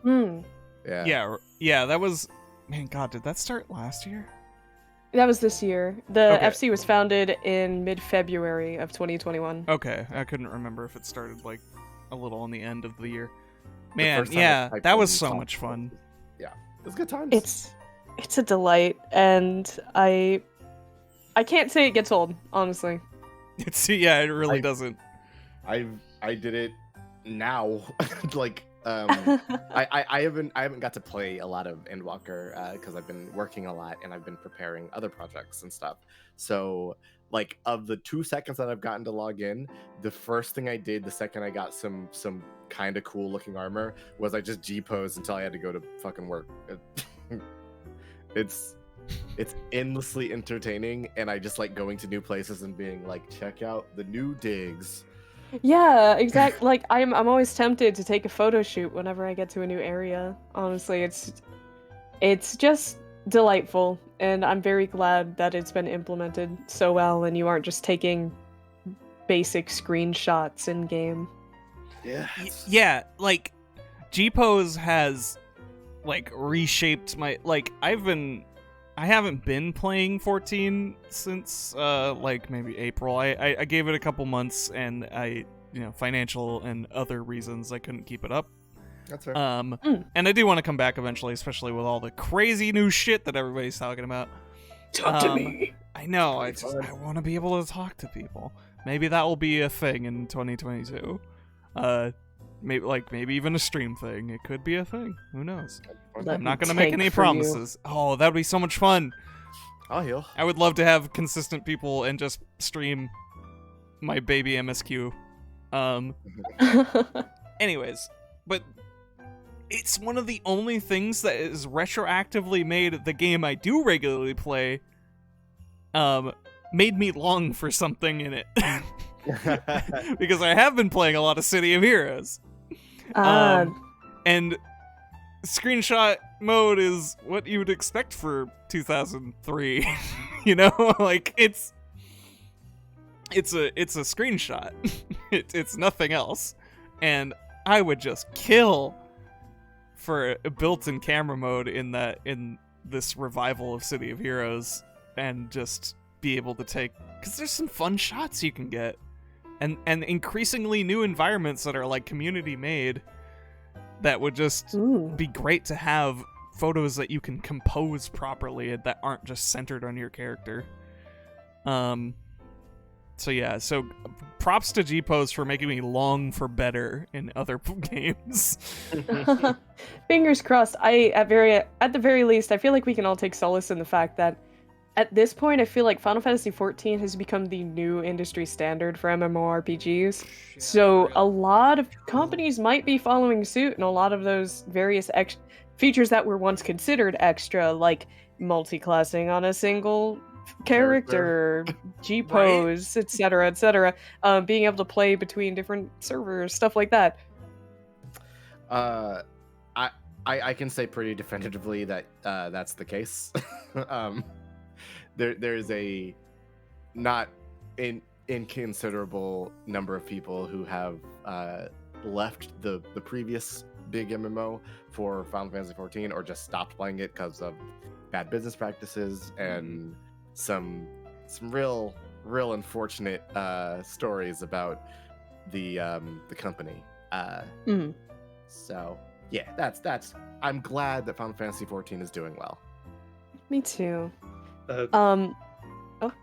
As a not Final Fantasy XIV player, I like looking at people's cool photos. There's a lot of uniqueness that people manage to get out of it. Yeah, people work wonders with GPose too. It's phenomenal, and I think a lot of it has to do with the fact that the game does have natural lighting and weather and day cycles, as well as lighting options in GPose. And filters. It's great. Oh yeah. And you could download mods that further in depth and you can download mods to further enhance the photo making. Yeah, just don't tell Daddy Square. He'll ban you. The thing is, Daddy Square knows and is just like, listen, I'm not gonna turn around. It's fine. Yeah, it's fine so long as Daddy Square doesn't know. Daddy Square just can't know. Just don't. Don't ask, don't tell. Yeah, for real. Daddy Square is like, listen, I bought a camera. It's probably sitting where it's supposed to be. I'm just gonna look in this direction, and it's probably fine. Turn around. Better be there. If you walk up to Daddy Square and be like, look, Daddy Square, I have a camera, and slap the shit out of you. Is Yoshi P Daddy Square? Nope, I'm getting off that. Yeah, please go to your actual not runner. My actual nomination is Toem, and I did stream the demo for this game before the full release came out, and it's kind of similarly to Omorangi Generation. It is a game that is entirely constructed around the concept of taking pictures. That is the gameplay. However, counter to Omorangi Generation, it is not focused on the realistic like artistic creation Mm-mm. of simulating photography in a way that, you know, real photographers would do with their high-tech cameras with 50 billion settings that I can't begin to wrap my head around. It is a very simple system. It's very accessible system. And it's, well, I guess the fact that they're both kind of puzzly with taking photos is a similar key factor between them. Mm-hmm. Yeah, they both have that idea, and that's loads of fun on both ends of Toem. Yeah. I haven't played Toem, but I've seen a few streams of it, and it's very cute and delightful, and looks like a lot of fun to solve its little things. I've seen Yeah. 2 streams of it, Obi's and another person's, and I want to solve puzzles. You know me. I think puzzles may be cool, possibly. Those could be neat. I know you definitely love or hate puzzles. It's one of those 2. I think you eat them sometimes too. Uh, If memory serves of the record. I've done a lot of things with puzzles, but hey. That's mostly what I had to say for Toem. It's one of the only games about photography that I've ever played. I didn't get to play Pokemon Snap this year. It was it was hard not to put Pokemon Snap in this, but that game is not technically about photography to me. It's not? Okay. Oh, okay. Well, that's fair. That's It's- fair. It It's is, about but nature photography Mm. Oh, for is the sure. defense I you can just- make about it, so it's like there's a different kind of logic that you need to apply to taking photos in Pokemon Yeah, Snap. Pokemon unfortunately. Snap is very like reflex based. You can't, sit around and compose your shots forever, and Right. you don't have like your manipulation of the camera and its attributes are limited. Yeah. And It's You certainly gotta a different zoom beast. it. I think that's it. yeah, pretty much it. Apple. And yeah, you have zoom and throw thing. But Oh, boy. but also the way it judges its photos is very much on its own criteria. And you got to match that criteria. And so it's not necessarily rewarding cooler shots that you might take. I will say Wonderful. the social media aspect of new Pokemon Snap. I guess at least there you can Yeah, like submit your photos to being judged artistically by human eyes. absolutely. And lots of stickers and filters and things. Yeah, the important part about that aspect is that they do just let you save as many of, as memory will allow in your system. Hopefully you don't get that many photos, but like it lets you save as many of the shots you took as you want. So just because you submitted the shot that the professor will like, you can still keep this shot that you think is like way cooler just as a photo, and then either throw that out there or mess with it with all your fun little After Effects stuff. So I appreciate that aspect of it, but yeah, when I'm thinking of good photo game, it is less on my list than Umurangi for sure. Well, it's harder to get higher than Umurangi, but it That's is the fair. more modern one. I will say that. Wordsy has an entry. I do. So I've only got to play this once.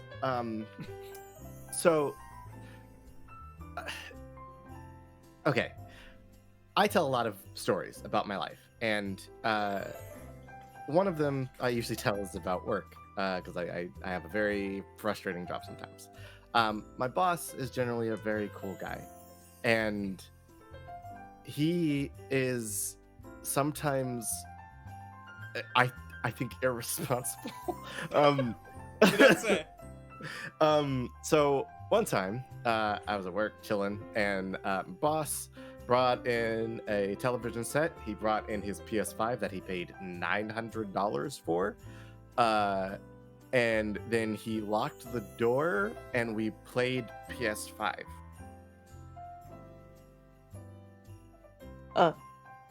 During this time, I got to play a little bit of God of War, and and I got to experience the photo mode, and it is very fun. It reminds me a lot of G-Pose and Final Fantasy. May I interrupt just to ask one question as someone who has not played God of War? Yo. Is photo mode just like a mode you go into like the Kingdom Hearts photo mode, or is there some sort of device that Kratos pulls out of his No. loincloth for photos? It's just a menu, unfortunately. Yeah, Kratos does Okay. not- yeah, This- Kratos doesn't pull out the Gorgon eye and take pictures. that was so good. Yeah, photo you modes for like it. this have been like G-Pose is a extension of modern photo mode things that have been in numerous games I've noticed. Like Mhm. Naughty Dog games love to have it. Yeah, new God of War is pretty big on it. People are getting more into photo modes, and I feel like we could talk about a lot more games in this category, but I just Oh, there's but a anyways, ton. I'm sorry. Sorry, Witty, No. you were in the middle of your God of War skipping work story. Yeah, so while playing God of War, he was like showing me like all the cool stuff, and this was before it came out. It was like going to be released on Steam, and I was like, oh, this looks so dope. And so you can pause the action at any moment, and take a photo of Kratos, and the boy. So we were just goofing around and swinging around a weapon, and Kratos jumps in the air, and we pause it and we go to take a picture, and we realize that you can change Kratos' face to any face that he can make. Huh. So I you have a know lot of you have a lot of control over the good. the most recent Tomb Raider, I believe, also lets you change Lara's facial expression in Yes. photo mode. Yeah, that's That is becoming a thing too. But Tomb Raider broke my computer, so I don't talk about that game. I have a lot of thoughts about Tomb Raider, and that it almost made the list for one of these categories, but it's fine. Laura is a monster. Anyway, so Guess which category? she comes out of the river like a serial killer and murders two dudes who are running in fear. So I took a picture of Kratos, and I turned the camera, and the boy is looking up at his dad of war, and he looks so amazed. And he's like, ah! And Kratos, we just had to make him the ugliest, like, nasty face. And something about that moment tickled me, and I'm excited to actually play through the game myself. It's a pretty, I don't want to say robust photo mode, but it gives you a lot of like fine-tuning control over little bits that you would want to maybe touch, and I think it was very fun, and I'm excited to get my hands on it again. All right. Yeah. Heck yeah. Shall we move on? Sure. Okay. Our next category. Oh God. It has grown once more. Oh no. I apologize. I was I didn't certainly wanna- on the fence about adding to it, but I decided to not be a coward. One Now we last have- photo oh, mode. thing yeah, I wanna please. say. Please, Satisfactory is a game that I'll talk about in a later category. Ooh, It technically has a photo mode, but it unfortunately just means basically it turns off the HUD and lets you adjust the FOV. I long for a more robust photo mode for that game, Hell so I yeah. can take pretty pictures of my giant towers. All right. Our next category, with new additions, now has I think some broader definitions of the category itself. Possibly. Which is best tension killer. Now I will go first because when starting this category, one thing came to mind, which was a recent Miscellaneous Monday entry, which was Abyss of Neptune, which was ostensibly a horror game, supposedly. And I don't want to trash on this game too hard because people who make games and making games is fucking hard, and It's not easy. I don't want to be an asshole too much. Oh boy. That game started off pretty strong and then made very clear what its limits were, which is not what you want to do in a horror game. You don't want to see the edges. You do not want to Ugh. see the edges of your capabilities. it is very much in the model of like having a lot of maps that have a constant threat in them that you need to avoid.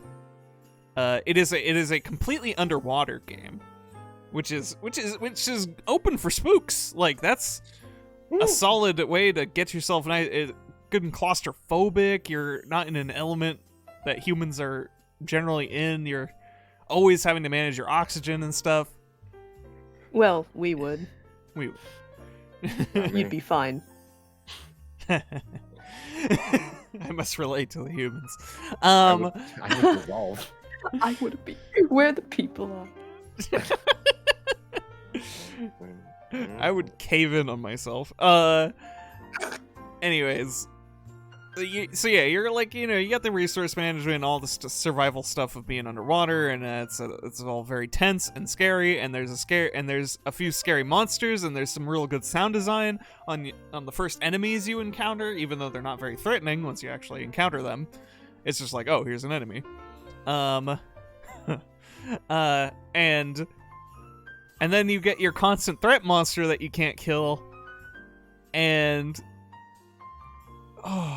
it just doesn't kill you even in one go. Like, it doesn't even feel like a threat. It That gets stuck sucks. on doors. Oh no! Same, bro. That's fine. I get it. I'll It's the wait. big dummy. He really is just such a big dummy, and he's got a baby on his shoulder. It's very funny. It's just That's so. his lovely item.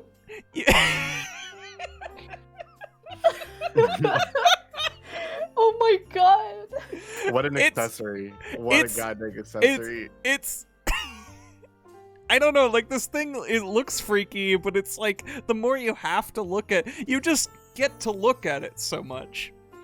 And it really doesn't do anything to enforce that I should be afraid of it to any real capability. I'm more afraid of my oxygen than that thing. It's like an obstacle to my oxygen above anything else. And it's just, there's so many other things that happen in that game that are just so like, this game's kind of falling apart, and it sure isn't scary. This game is many things, but it stopped being scary maybe 15 minutes in. Somebody and I played it recommended- for 3 hours. Jesus. Somebody recommended that game to me to play on QA, and I was like, okay. Oh man, Uh, been pretty worthy. oh no, that's not good. It's a pretty bite-sized experience, and it's clearly made by a small team and stuff like that, and it's like, I don't want to be too mean, but boy, I'm bad at it being could real mean. use some real work. Fair enough. But hey, and so that's my form of tension killing. We have a few more entries from a few more people that maybe have different definitions of tension. A little bit. So, I've been thinking a lot during this, and two things. Having these weird thoughts lately. I've been having this, like, this real, but, so my original answer for this was The Slater, which was a game that I played on QA a while back, which was a Hitman ripoff, and it doesn't do a good job of it, and it keeps woodboarding its tension, and I think Borderlands 3 could actually fit in this category as well. But I actually have two answers for this. One is Indivisible, a game that I was really, really excited about and played all the way through, and then was it's I also never finished it. I need to get back to it. So here's the thing. A lot of people have that same story, guys. A lot of people played through a bunch of Indivisible, and then something just clicked off. I do this all the time, so I didn't regard it very specially. Yeah, I finishing a game is pretty rare for me. for sure, but I guess in my experience and the people I've talked to, I know this is anecdotal, but a lot of people never actually finish the game. And I wonder why, and this is a discussion that I would love to have, and greater detail at some point. But Indivisible was a really cool game that I was really excited about. Kickstarted and everything, and then it just kind of like it felt like towards the end of development, maybe something happened and the game lost some of the magic that you experienced early on. Because I had a very similar feeling to Indivisible that I had to my favorite game of all time, which is Skies of Arcadia, where it was like that sense of adventure when I first set out, and then something like towards the end of the game just kind of got sucked out, and I don't know what it is. I might need to go back and revisit it and see if it's different, or I don't know. It's a game that I really like, but it's a game that I feel at the somewhere like right before the end or at the end, just sort of you don't get to. There's a cathartic gap. Yeah. Now I'm about to go off a little bit. I played through all of Tomb Raider. The remake that Crystal Dynamics did with Square Enix, and it started off really good and promising and a little weird because they liked hurting Laura, and there's a point in the game where I was so desensitized to violence that the very scary, brutal things that they had this 130-pound lady doing just wasn't registering anymore. And I get that it's video games, you get used to stuff, but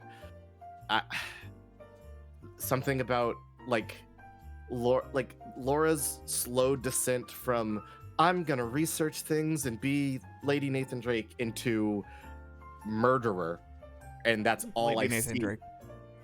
Well, less than that, because Nathan Drake keeps up the facade of like, oh, whoa, I'm in danger. Oh, I'm gonna fall down. He like his more personality.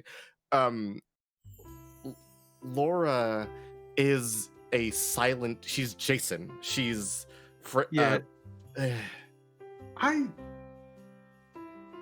It's there's I there's could've- go ahead. Maybe it doesn't quite work as a Tomb Raider game because those, or like for the character, because the Tomb Raider, kind of like thrived on being like a pulpy action thing, and like perhaps having it's like, what if we like, what kind of protagonist actually would be good at murdering this many people and not caring? Perhaps that didn't work. It's an interesting idea to have this very scared person initially turn into like a hardened like survivor. That's a good narrative thing you can do, but that entire series just doesn't do it. It has her like, it doesn't earn those moments. It has a bunch of things that like you're like, oh, this is interesting, oh, this is cool, oh, it's nothing.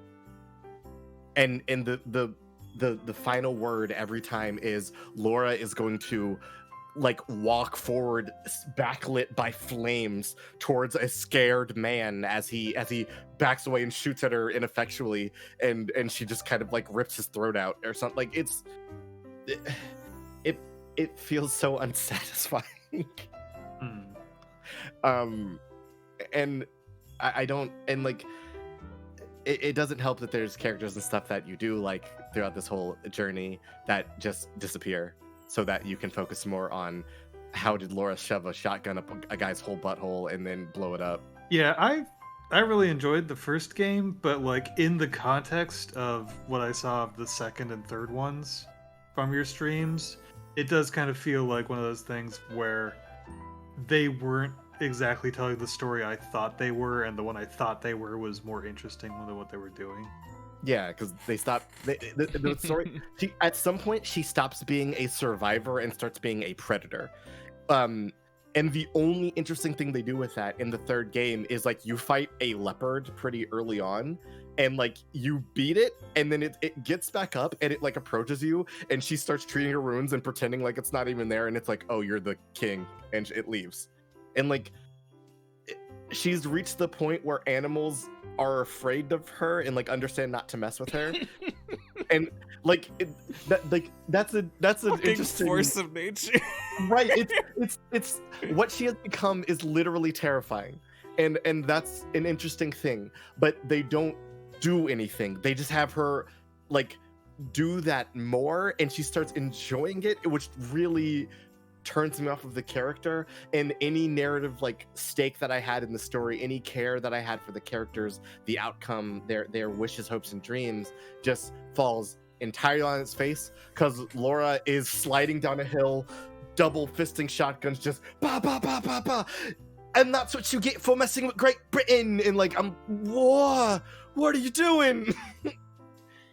It's that's a whole fucking onion I don't want to peel. it's something. Like Crystal Dynamics made a interesting concept that never actually got explored properly, I don't think. And the direction they went was it just murdered the game's momentum, left it in the ditch. Especially the second one, like the survival and crafting stuff, I felt really unnecessary to keep on with it. There's a point where you rip off a propeller blade and just turn that into a knife. It's a propeller blade, but you use it as a knife. Who's gonna stop you, people?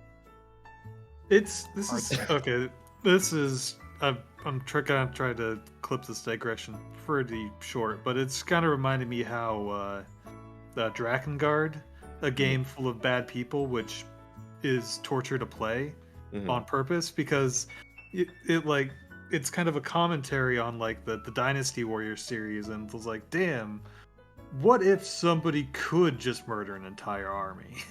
What would that do to you? Who would do that?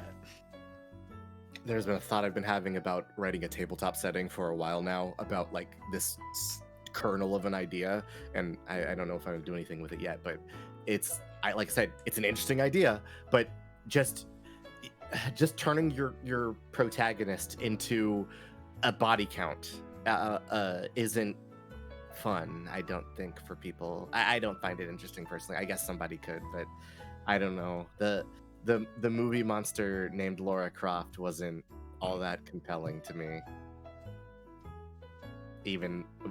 And that's just aside from the game like crashing my computer every 2 seconds. So like we ended up watching a video to finish out the series. I must say, as someone who does enjoy characters who are nothing but body counts, in all honesty, I think it only really works when the character is not reduced to that. That's like all they she have is to at the start end. that way. She starts off with character motivation and stuff like that, and she cares about people. She has lots of emotional moments in the first game, and then that lessens, and then in the second game it kind of starts like Uncharted, like heavily, and then I keep coming back to the scene where she's in water, it's backlit by fire, and there's blood in the water, so she comes out, there's blood all over her, like she's like half her face is out the water, and then she like stalks out of the water to these 2 unfortunate people who just get decimated. It is it's scary. And it makes me not care about the character. Yeah, Doomslayer's Poor perfect. Laura. God, Doomslayer is a body count, but he's fun. I feel like maybe the Raiden is perhaps like a better executed thing of what I was hoping for.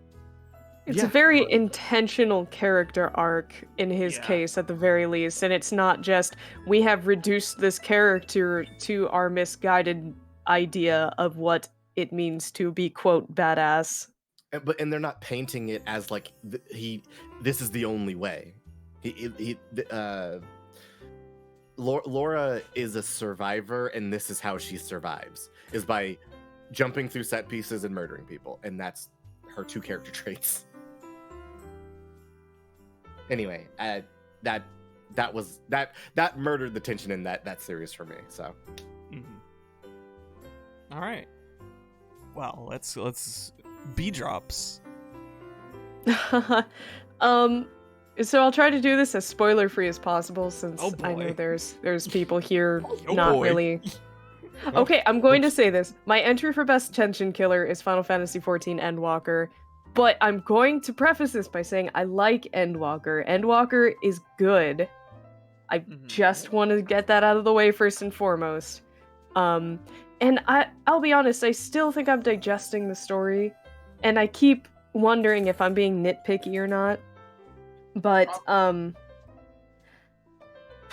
between the pacing of the narrative of the expansion and lots of new quest designs that they've done, and if you've played even like a quarter of the way through Endwalker, you've seen these, your various escort missions, your forced pseudo stealth missions, etc., these new things that they decided to give a try.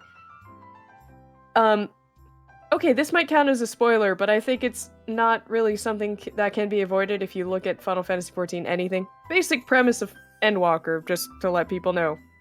The apocalypse. It's coming. Basically. Yeah.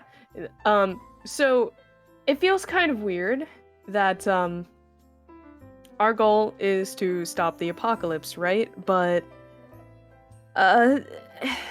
there are constant brick walls. Like, I feel like the story moves like someone driving a stick shift for the first time. It is just and then you stop and then you stop and then you stop. Like, you're constantly hitting these brick walls of pointless filler and bloat, and I don't know why. I really don't know why. Like, oh, we're preparing our big plan to escape the apocalypse.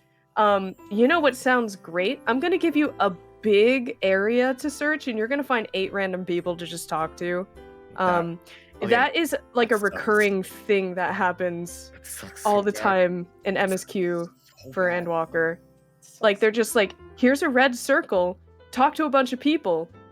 No, we're not going to mark them. Find them. It's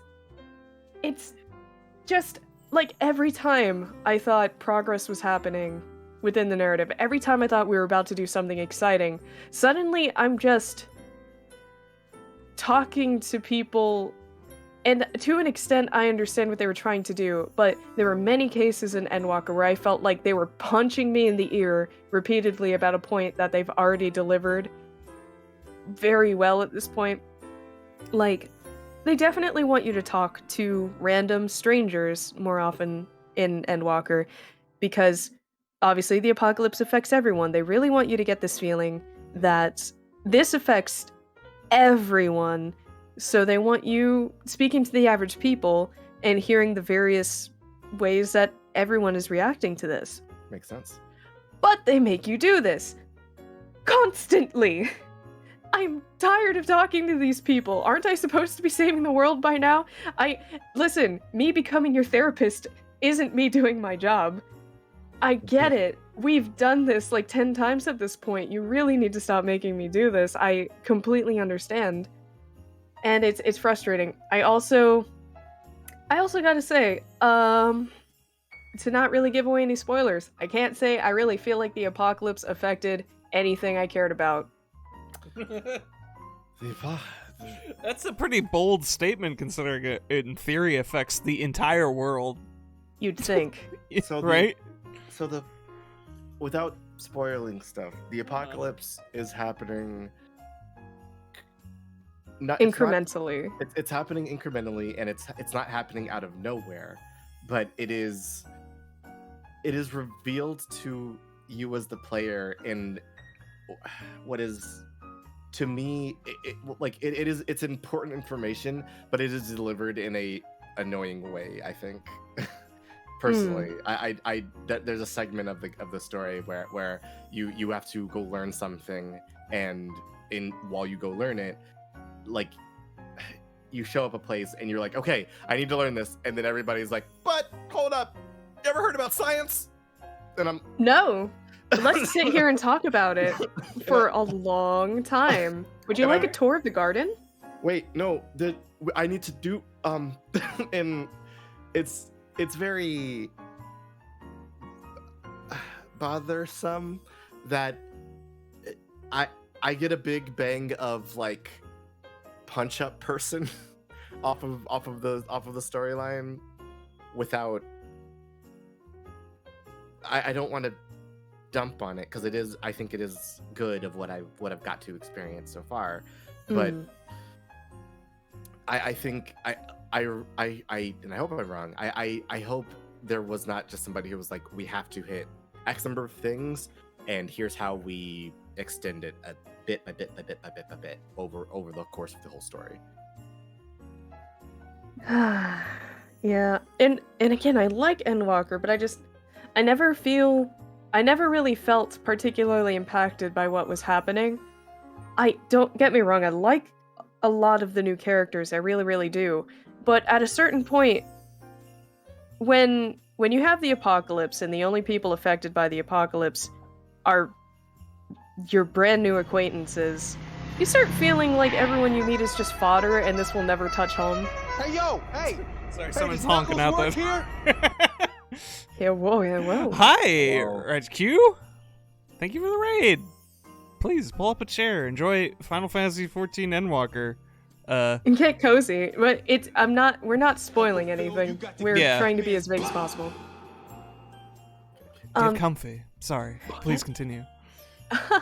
Thank you for the follow. So, basically, I feel like I understand balancing stakes in an apocalypse story is very difficult, especially in a medium like an MMORPG, wherein you can't have a definitive story end that just ends the game. Obviously, the world has to continue because you have to be able to keep playing the game for extra content. They can't just lock you out and say, you're no longer capable of subscribing, bye! That would be really fucking funny, though. That would be hilarious. But I just feel like they were especially cowardly about how they went about writing it into the story. And if I had to summarize Endwalker as succinctly as possible, it kind of feels like Kingdom Hearts, wherein a lot of the logic doesn't always follow in a way that I would like, but it's mostly relying on cool scenes and emotional beats that I have to say do work. Right. I can totally see that, and I did feel cool, and I was like, oh, I love this thing throughout what I've experienced so far. I think the thing that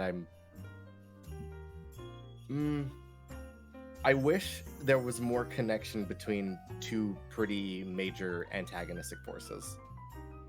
Big same. I wish more things felt drawn together. Because there's a big reveal that happens in the middle of the expansion, and I just can't. I want to be more invested in it. I really do, but every time I think about it, I'm like, it kind of feels unrelated to everything, but okay. A little bit. I mean, I know technically it's not, but I mean, the word technically is there, isn't it? Listen, I fought the devil, and I was like, why are we doing this? Anyway, yeah, it's I guess to agree, like, yeah, it's there's a couple points in the game where you're like, yeah, oh, yeah, oh. Yeah, like I never felt like anything I cared about was ever truly threatened. I never felt like there was tension for me and the things I valued in this game, or the things that were close to my character in this game. And I'm not just talking about like, oh, I really like that niche NPC. I mean like the main cast, the places I live, stuff like that. Very, very broad definitions. So I never felt like there was much tension. Like, obviously, suspension of disbelief. Obviously, the apocalypse can't, like, end the game. It's an MMO. So, yeah, to an extent, things are going to be okay for the most part, but... I mean, they say it, right?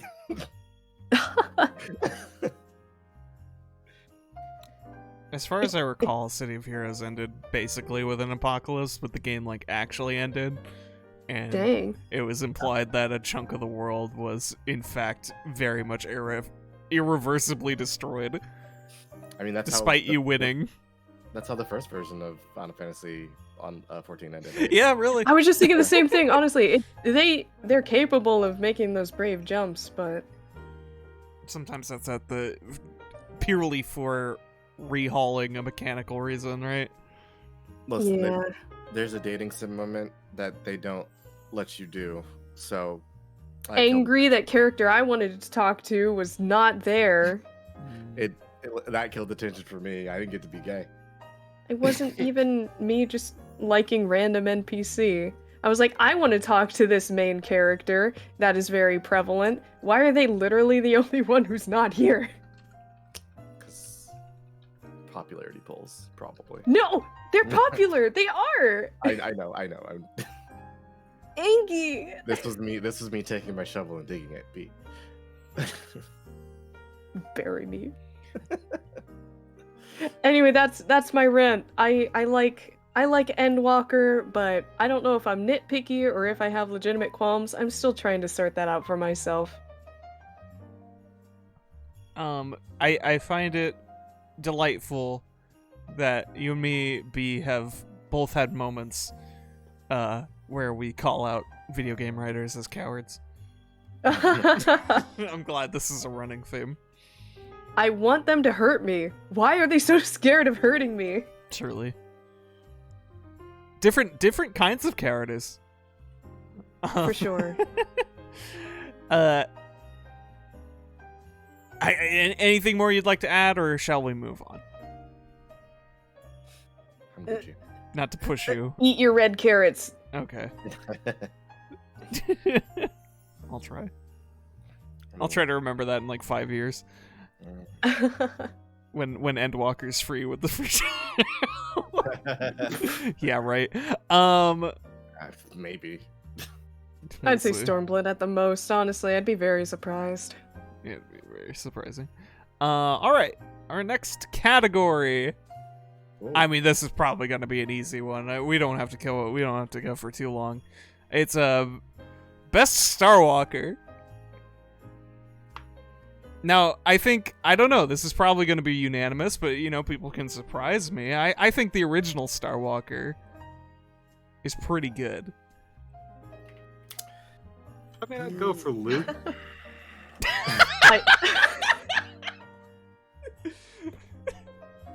Yeah, alright. This game of the year is pissing me off. I'll On have to the defer to original everyone's expertise in this case. I was tempted to make a similar joke, but I don't even go there either. Alright. Uh, Yeah. Sorry, do you have anything to add to best Star Walker? I think Lancer is better. He's a better Star Walker Yeah, than the original Star Walker. that's my take. Yeah. Damn, hot takes. I don't go to Star Wars. I only like General Grievous. That's fair. And I know why. Thank you. Anyways,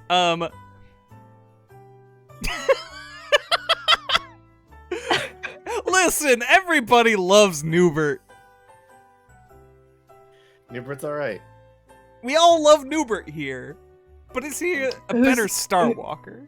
Who's Newbert? Newbert's I'm slow guy. sorry. Newbert's just a little guy. I like little He's guys. just a little guy. He's Newbert's just a little guy. everybody's friend. He's everybody. Oh. Everybody little loves guy. Newbert. Everybody loves Little- Newbert. My Like man. a Cubert? No, not at all. That's fair. Have a nice day. Okay, I'm gonna move on to a category that was also a joke, and then Wordsy So- added a fucking second thing. So here we go. Listen, we're just getting both flavors. Best director, Never told a joke in my life.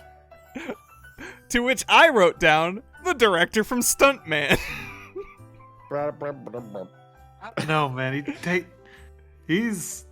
I guess he gets results in the end, but God, do you really need 173 takes of this car chase? That man has Yes. burned through so many stuntmen to get the perfect takes. He's an auteur ahead of his time. can't take it back. You gotta go with it. The 2-hour 30 runtime may look intimidating, but like a solid 20 minutes of that is just the in memoriam scroll. Oof. Overtake left. Slide out of control. All right. Where'd he? Yoshi P saved a video game. Thanks, Daddy Square. It, Good lord. Final Fantasy was doing real bad, and this man has single-handedly saved this game and made Square a bunch of money, and they reward him by taking all of his money and putting it into bad games. And if he does it again with Final Fantasy 16, which he's also heading up, I don't know if I can think of a better game director. And also, he's the only video game like prominent figure that I've heard of in recent years that doesn't suck. That's Just- a low bar, but it it's- hurts to say it's- I can't entirely disagree. B, we all just tripped over the bar, and I get it. Like AAA is a hot mess of. It's so bad. But It's Yoshi- rough. Like, I'm sure there's some good ones out there, and thankfully, I give the benefit of the doubt of if I've heard nothing, nothing has happened. If I've heard nothing, nothing has happened. Yeah. I'm giving him the benefit of the doubt. He just seems like he's very tired. He seems like Sakurai, and like, I'm gonna work really hard in this game, and my body will destroy itself, but the game's good, right? Please And then sleep. And then everybody's like, yeah, the game's really good, and he's like, wait, you have to stop playing. And they're like, we're gonna all play it right now, together, right now. Error 2002. But yeah, I think Yoshi P is the best director of the year. I can get behind that. Honestly, as much as I just like nitpicked at Endwalker, I still think it's great, and I more than anything am amazed that the entire expansion was made over the course of the pandemic. Like that, the fact that any games were made or developed during that period of time, I think is a complete miracle. You want to know a fun Yoshi P story? Sure. My mans, while working on Final Fantasy XIV, would routinely, and I mean routinely, very directly and hands-on, like not delegating to other people, address issues that come up in meetings and stuff, which is why he looks like he's aged 6,000 years. Leave him alone. I have never ever heard of somebody who is more hands-on with the game that they're not even making the assets for it. They're the director, so they have to be hands-on. But like a lot of game directors, a lot of people in the video game industry just sort of go, all right, yeah, Jeff, you do this, and check back in 3 weeks. All right, peace. It's comforting to know that somebody cares that much about their game. Mm-hmm. Yeah, it's nice. I hope he sleeps. He turned something that was not good, it was not well liked, and right now it's better than WoW.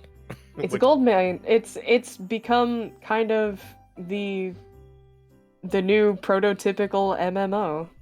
People have been saying they're making WoW killers for like more than 10 years, and it was never true. Final Fantasy XIV is currently in the process of choking it out. I heard like a really funny fact on Twitter, and I hope it's entirely true. I don't know if it was just 100% joke. I would have to look into it in regards to other games, but the tweet read essentially, Final Fantasy XIV is the only MMO that has been both so unpopular and popular that it has stopped selling. Yeah, that's insane that you've had that varying levels of success. Hey, this was so bad at one point that nobody bought it. Oh, it's so good that nobody can buy it. It's a digital game. You have to stop selling a digital game. What? Yeah, you can't come in here. Not enough server. Too much server, not enough server. We can't maintain either level. Oh man. Anyway, that was my answer.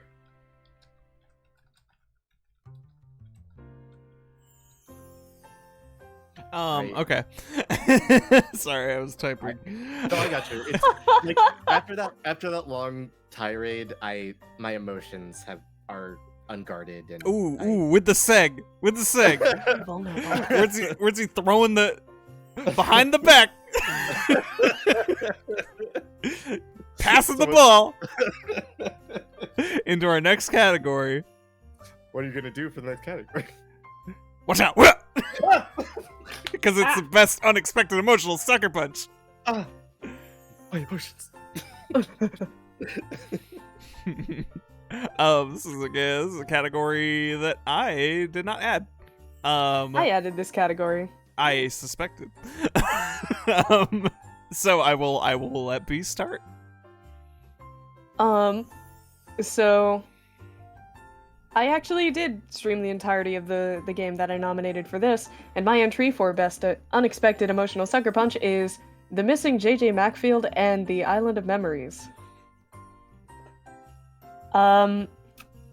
So I was recommended this game by our mutual friend, Dear Kika, and I was amazed I'd never heard of it based on just the gameplay premise of mutilate self to solve puzzles. That Right. sounds super up my alley. What I didn't know until I started was like half of chat was like, yeah, this was a very this game was a formative experience to me, or this game was something I played at a very specific point in my life that meant a lot to me. And I was like, oh god, what does that mean? I'm happy to be playing a game that means so much to so many people around me, but I'm just very curious what that could mean.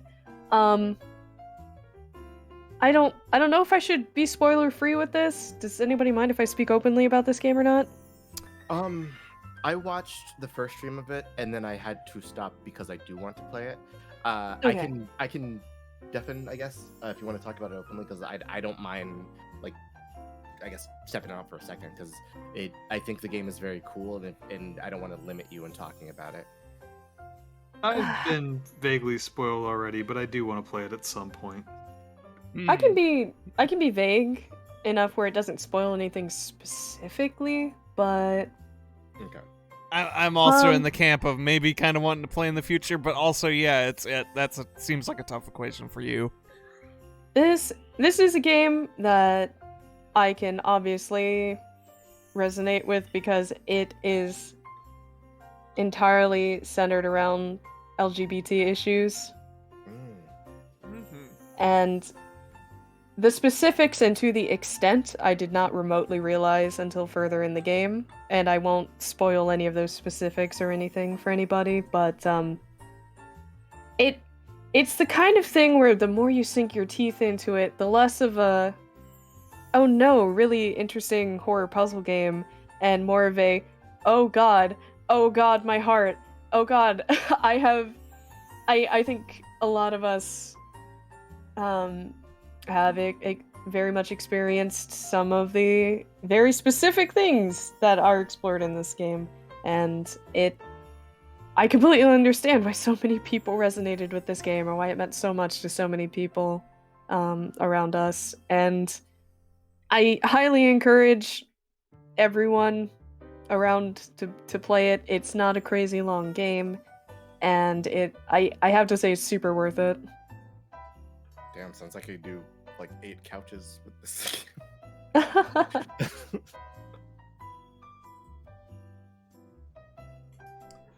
Well, yeah, sorry to stymie that, because it sounds like, ugh. I almost want to just succumb to you spoiling it, but there is just a very real part of me that's just like, I kind of want to play it. Yeah, I think if you're interested in it, it'd be best not to spoil it, so I don't want to take that experience from you. Just be prepared. It's a heavy game. Not surprised. And to an extent, I wasn't entirely prepared for it, and I kind of say this somewhat jokingly, but it does help. I am the kind of person who does enjoy horror. I enjoy like visual novels, notoriously known for just parading sadness, Mm-hmm. just Big fan of needless misery. cruelty constantly. Yeah, like it's kind of the visual novel specialty, frankly. Everybody hurts. No one needs to, but we're going to make them. And this game was a lot. This game was a lot. Has me more excited than ever. Damn. I heard about this from TT, and I wanted to play it since then, but now I want to play it more. Oh, and yeah, I'm sorry. Everybody's mentioning and donuts. The game is also about donuts. Big Absolutely. You might want to be sure you have donuts when you play this game too. Not just for comfort food, but because you will probably super be craving them. Yeah, I should. it will just instantly make you be like, I need donut. Donuts. Donuts. Well, that's the extent of my non-spoilery confession that it is just a ride. Please play it.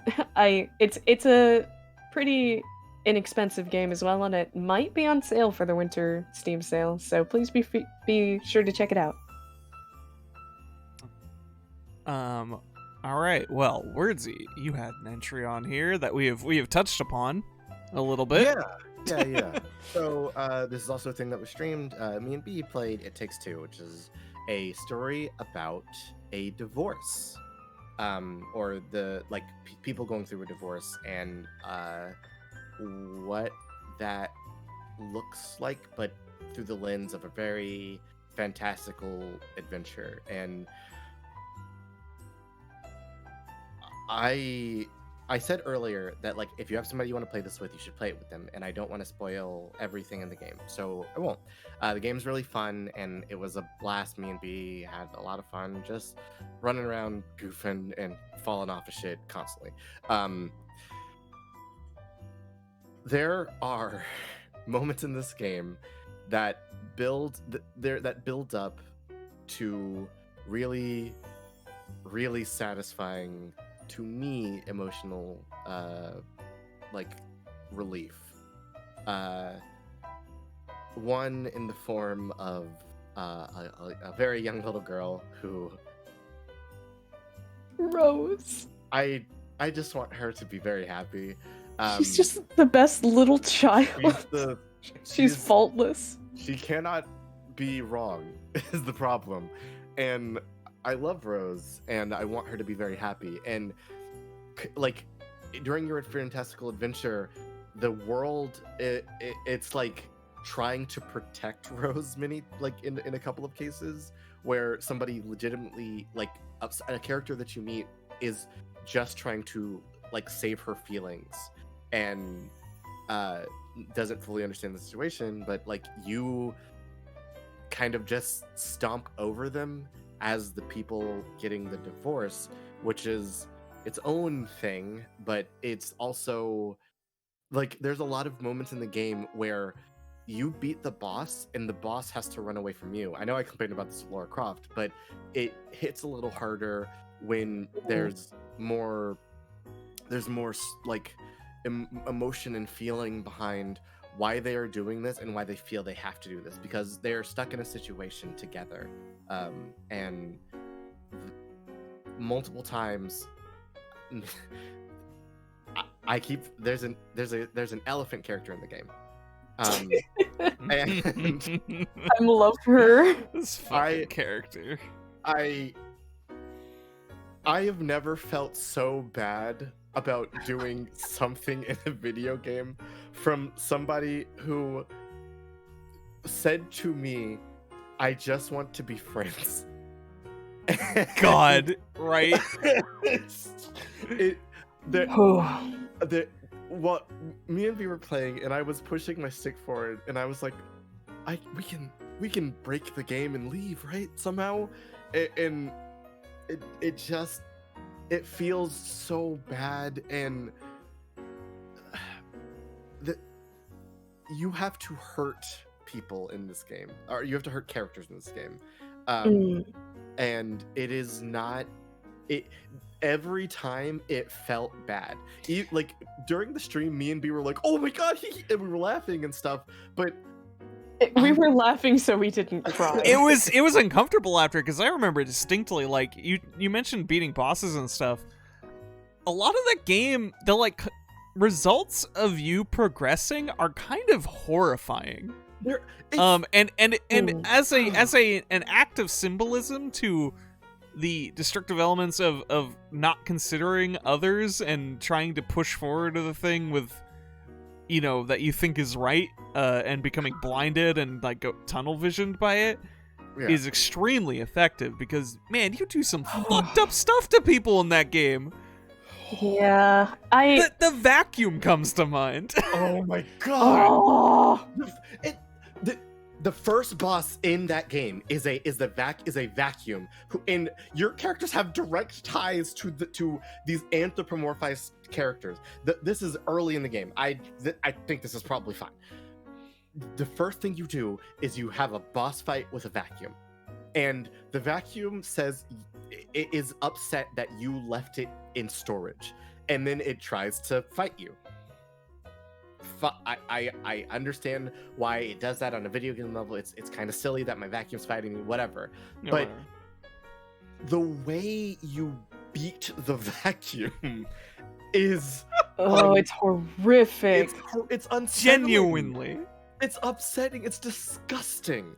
And like every time we beat a boss, we were YOLO pizza laughing. Like we were having a good time with the chat and everything. We But had to. How could we survive otherwise? there It was no- scoping.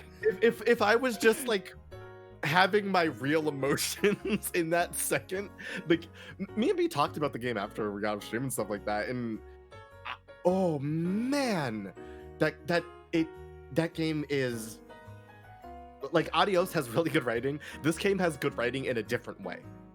Oh, yeah. Wow. Legitimately, I cannot stress this enough. If you get the chance to experience this game with somebody, please do. I'm very happy that I got to experience it with my friend B-Drops. It's a pretty magical experience. I'm glad that it's getting the attention that it kind of deserves. Me too. And I guess another emotional sucker punch. I've never hated a character more than Dr. Hakim. Oh. Ooh. there's a assistant character in the game. My quotation marks are never big enough. Who is in my opinion the antagonist. I was gonna say primary antagonist of the general plot. He's technically an antagonist, but he is presented as helping you, and in a way you could say that that your two main characters are sort of the antagonist, right? But very effectively, that character made me so mad. And then It's very frustrating. when we didn't get to kill him, I guess the problem is that he was right the whole time, frankly. So Mhm. as frustrating as it was to deal with him, and to be fair, there's a small part of me that can kind of appreciate the incredibly like on the nose, hard-headed way that he progresses the narrative and speaks to the two main characters, in the sense that, like, in a game that wants to make this kind of point, I can kind of understand that they don't want anything left unsaid, particularly when it comes to things like therapy, especially like group therapy. That is not a thing where you can be subtle. That is not a thing where you can mince your words. You need very explicitly straightforward communication. This makes me feel like this, or I want to know how you feel about this. You cannot tiptoe around anything. a lot of And- the I'm sorry, good. Oh, yeah, I was just gonna say, I think, while I've heard people criticize that it's too on the nose, that it's too explicit, I think it's kind of effective in making sure that everyone, no matter how casually or analytically they want to look at this game, will get the point. There is no question. What we learned today is... It's playing through that game, like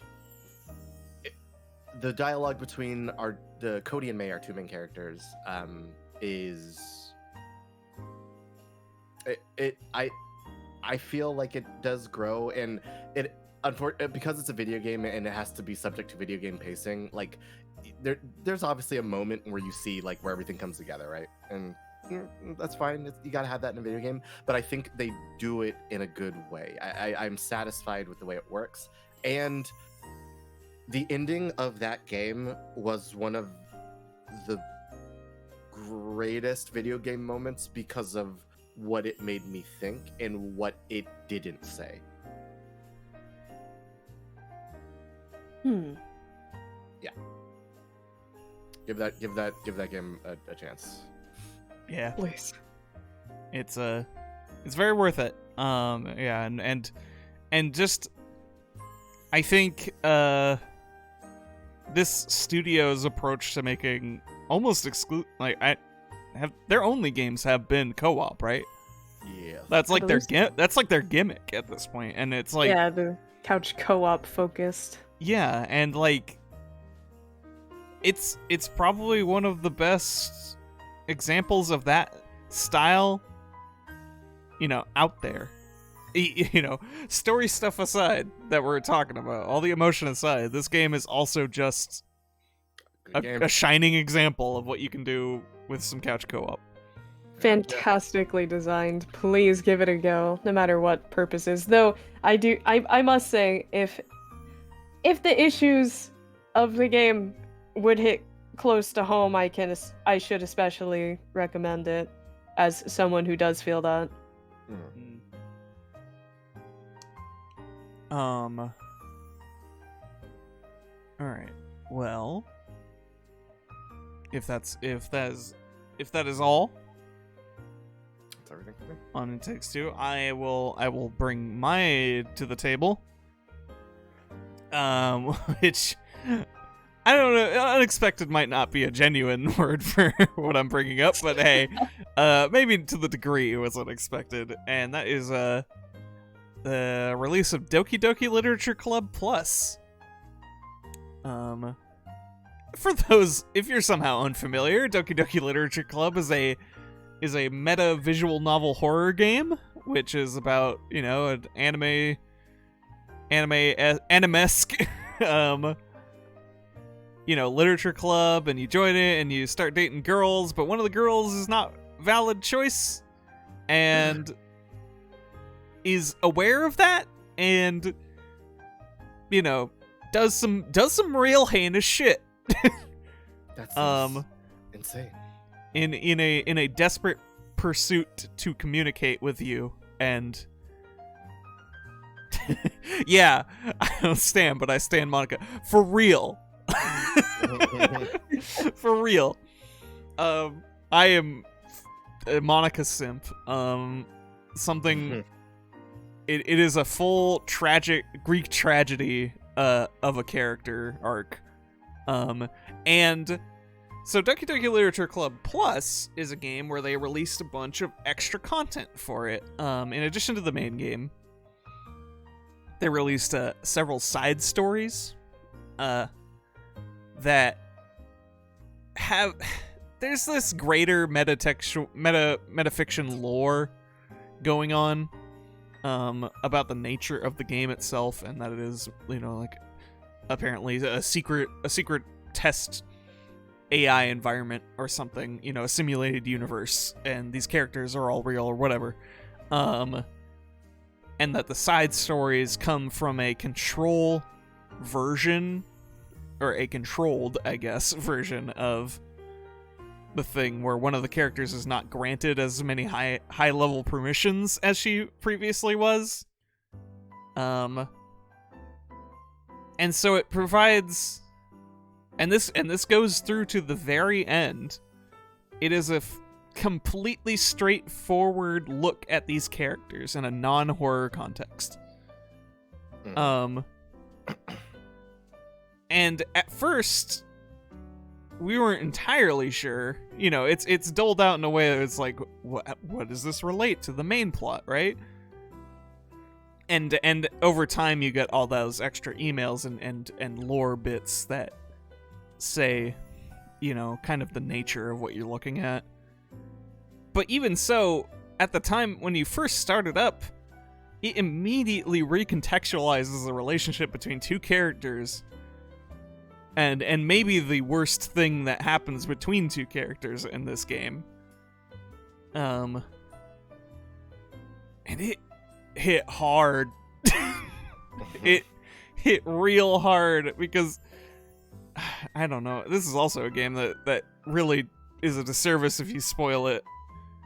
But it's also been out for years. The core game has been out for years at this point.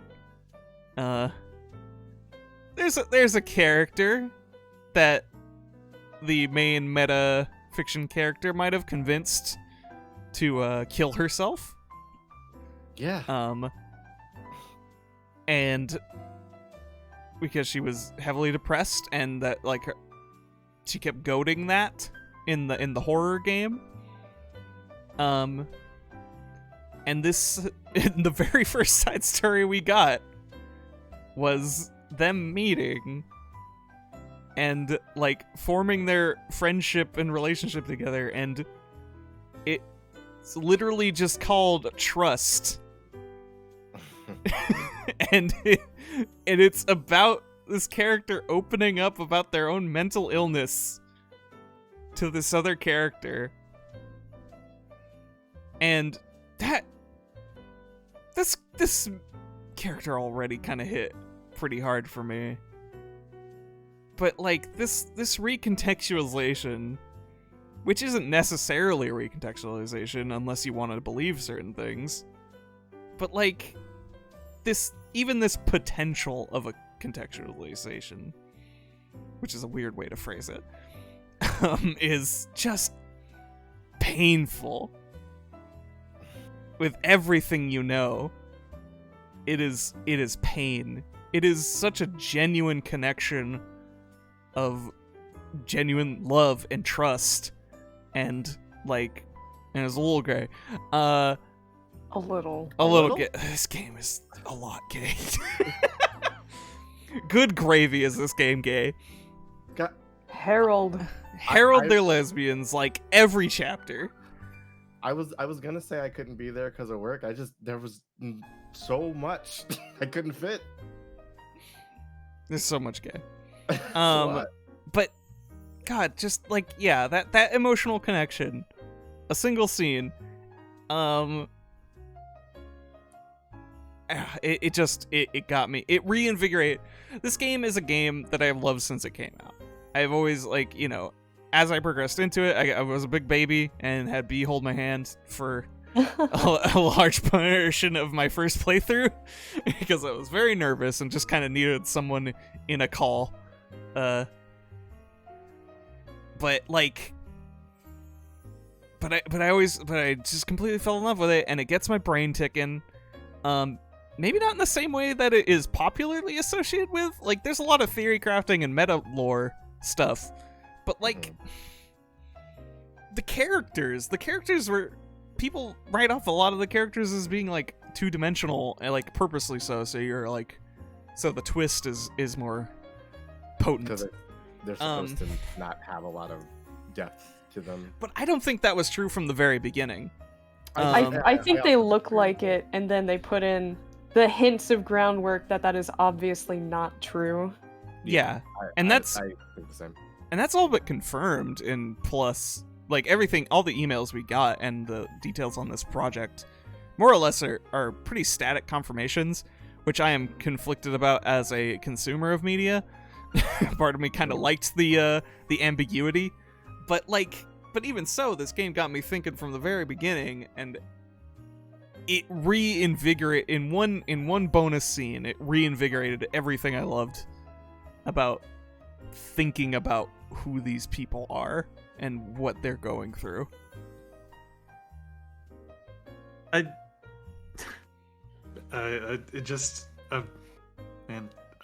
should have brought it up on the last Doki Doki stream, but it only occurred to me now. Please. Is that the emails you get in the side story reveal that Monica was completely wrong about her being the only real one. She just had more powers. Yeah. That she is was what I was saying. different. Yeah. I didn't quite twig to that until now. And to an extent, you can even argue that still means she was wrong either way, she was equal to them with a little extra knowledge, but she was just as real as them, but also just as fake. Yeah. It was never a good situation for her. It's tragic And- all around. Yeah, it was very it's tragic. She didn't come out of it doing a good thing or the right thing. But there's a clear line of sympathy you can draw. Sympathetic villainy. Quite a Yeah. bit. It's very effective. Also she's the protagonist. She is the villain and the protagonist of Doki Doki Literature Club. This is my take that I will die on. No, the hill. I completely agree with that take, personally. And yeah, Pro Tycoon antagonist. Just kidding. Pro Tycoon is the antagonist, honestly. You, the Love it. player, are the antagonist. Actually, not going to lie, with the expanded lore with Doki Doki Literature Plus, Yeah. maybe you actually totally can definitively say Pro Tycoon is the antagonist. A little bit. That is one mystery thread that they've still left somewhat dangling. If nothing else, anyone who interfaces is the antagonist. Yeah, though I suppose not by their own faults. Well, The sure. very nature of their existence changes the circumstances. By But Pro Tycoon is a dick. Pro Tycoon's a dick. He fucking sucks. interacting with these people changes a lot about what they're starting to be willing to do, Hmm. which is unfortunate in some cases. But yeah, that first side story is what I mainly wanted to focus on. Every chapter thereafter was another punch in a few different ways. And very good. That game's good. Very Even good. especially if you have played Doki Doki Literature Club for free, buy that shit. There's plenty to look into. Yeah.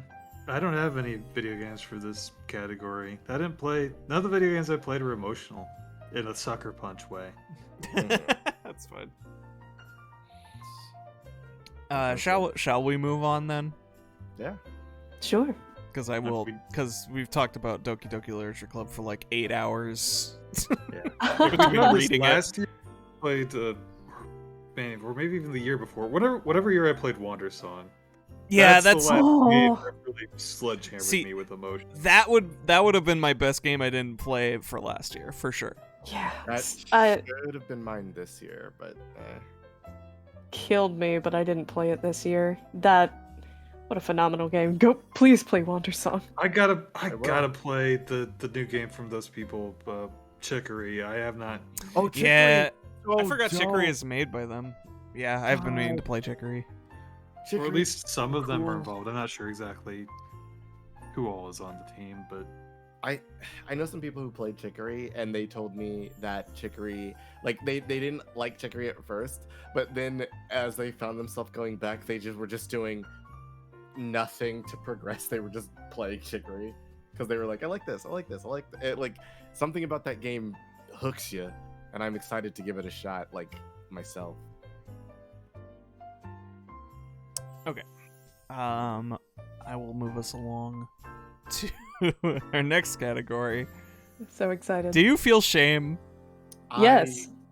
Constantly. I try not to often. Well, I got the category for you. Can I tell my dad about it? Best game you can't tell your mom about. Oh, that's fine. Maybe and probably not your dad. Damn it. Okay. Depending on your relationship with your dad. see, I Fair. can't tell my dad about it because it's gay. Honestly, You could probably, knowing your mom, Pio, she'd probably be pretty okay. She seems like a chill person. see, if I told her about it the next time, she'd be telling me who her favorite is, and I can't handle that. Yeah, okay, there you go. You don't want that. The game we are referring to, is my entry, is Max Gentleman's Sexy Business. Yay. I've Boy, is this game good, but like, This is one of the 11 games I played this year, and probably for the second longest amount of time. Oh, I'm delighted. it's a great. There's a bit of there's a slight bit of nepotism in this choice. I feel Yeah, for all of us. I must confess, the reason I respond to comments about Max Gentleman Sexy Business with flattery is I've been working on the game for the past year. Yes, B has been adding on to the extra content that has been released, and I still need to tap into. But the base game itself also just really fun and good. Cool, Sam. It's yeah. Go ahead. It's it's a fairly kind of simple kind of like engine building game. You allocate your people, they do the thing, you spend the stuff. It gets like by the third campaign, it gets pretty complicated. You got a lot of plates to keep spinning, which I enjoyed. Yeah.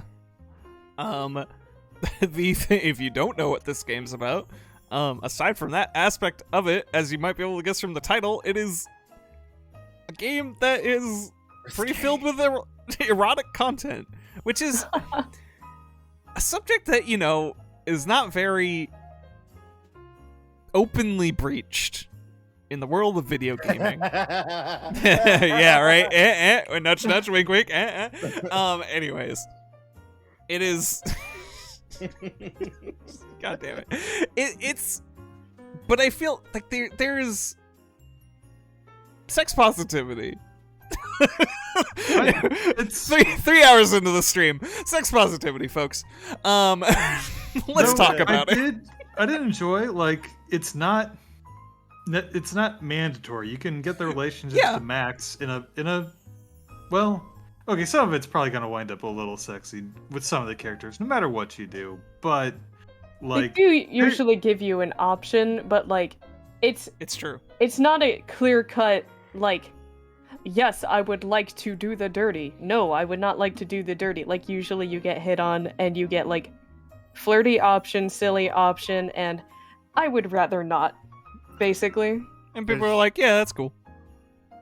There's a real difference between like a sex positive game like Max Gentleman and like an erotic game.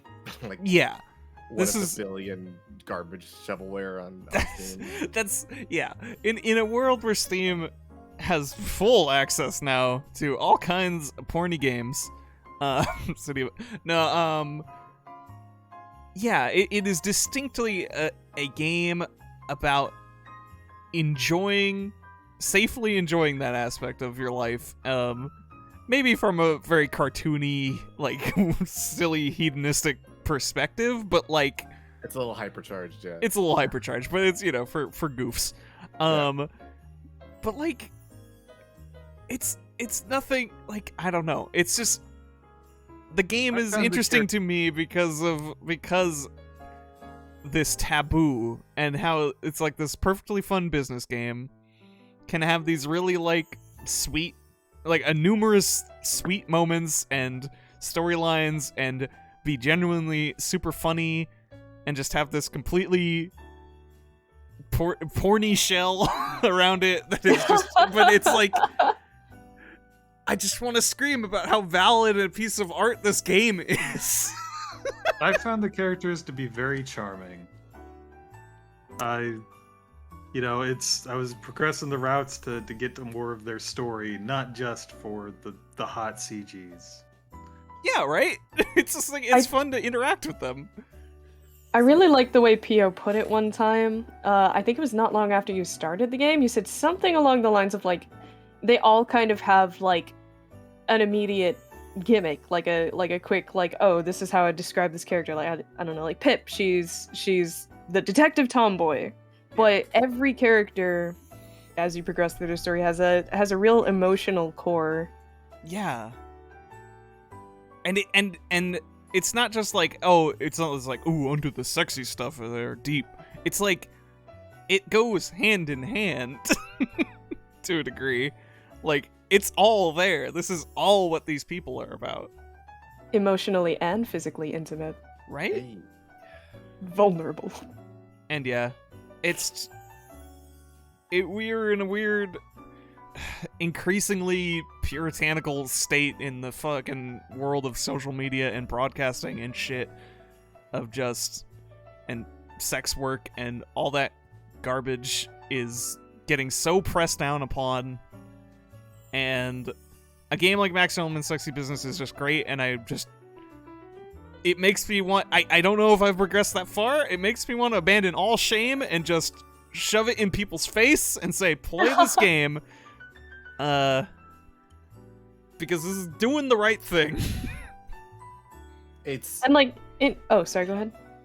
I was just gonna say it's a game that, like, I don't think I would show, like, I've purchased like sexy games before, right? And I don't think I would show people most of those. I would show people this game because it's more than that, and I think that's nice. Like, it's the only way I can think about like sharing this material, this type of thing with another person.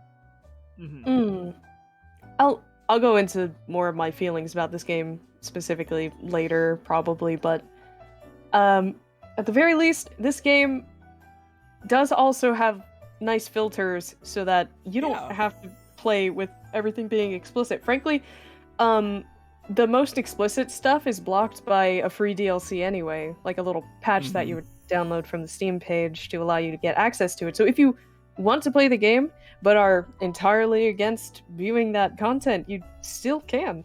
Yeah. The option's open to you. Which is nice. You should probably have those options open to people that want to experience that. And trans-friendly. Hey. Yes, you get to choose pronouns and design your own character. And yeah, like trans body types, shapes, and sizes, like anything you can think of on that front is also well catered to. Shit's cool. It's a good game. I'm so happy people Also, like B it. did cool work on it, I think. I still have yet to see it, but I'm going to assume it's good. Oh, I'm There's glad. no bias I here, hope you enjoy it when you get to it. I'm 2 DLCs behind. I didn't do the beard one or the Christmas one yet, but Oh yeah, you can give everyone beards now. It's great. Yes, all the not ladies have beards too. I'm Yeah, not so exactly. principled.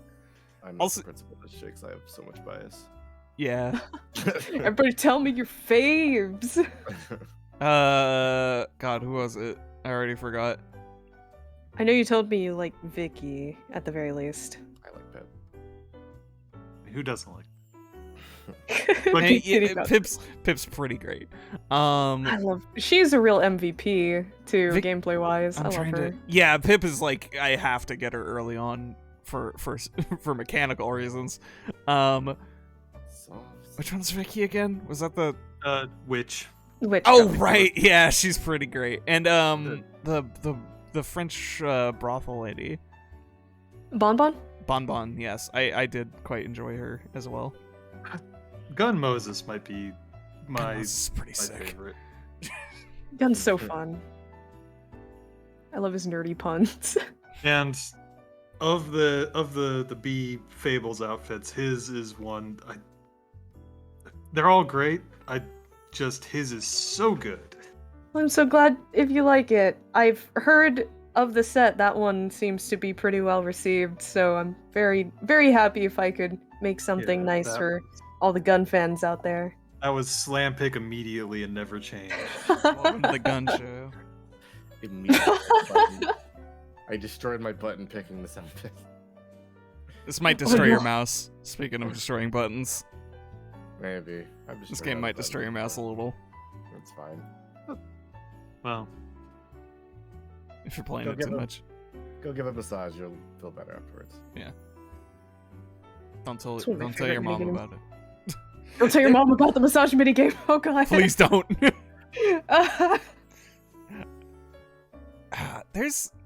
I didn't want to like overload this category, especially just because I presented it so jokingly. And I don't know if I have the courage and fortitude to just openly talk about a bunch of erotic content. I believe in you. Yeah. I will say there's a I game. have erotic games in here. There's a game called Mouse Tea that I think is still in like Oh, production, but if you support their Patreon, you can get early builds. Speaking of just a constant theme of sex positivity, that game rules. it's covers a lot of like weird transformation stuff, but like in very human and emotional ways, and it handles everything pretty seriously. I played this on itch a while back. it got recommended to me a couple weeks ago, and I haven't gotten around to it, but I'm super excited to try it. There's It's a demo. yeah. if I'm you- waiting for the full release Oh, at yeah. this point. It's Mice Tea. Mice Tea, sorry. But there's a demo you can get on itch.io right now, which is pretty Mhm. cool. And go support on Patreon, get the builds, because I agree. I think this game is pretty great. I've definitely passed this information along to a few people. But that's all I really want to say about it because just TOS. At a certain point, we're just I don't want to skirt that line at the Boop. but banned. That's fair. Have a nice day. They got banned from the Gucci store. Wordsy, I'm gonna pass the rock.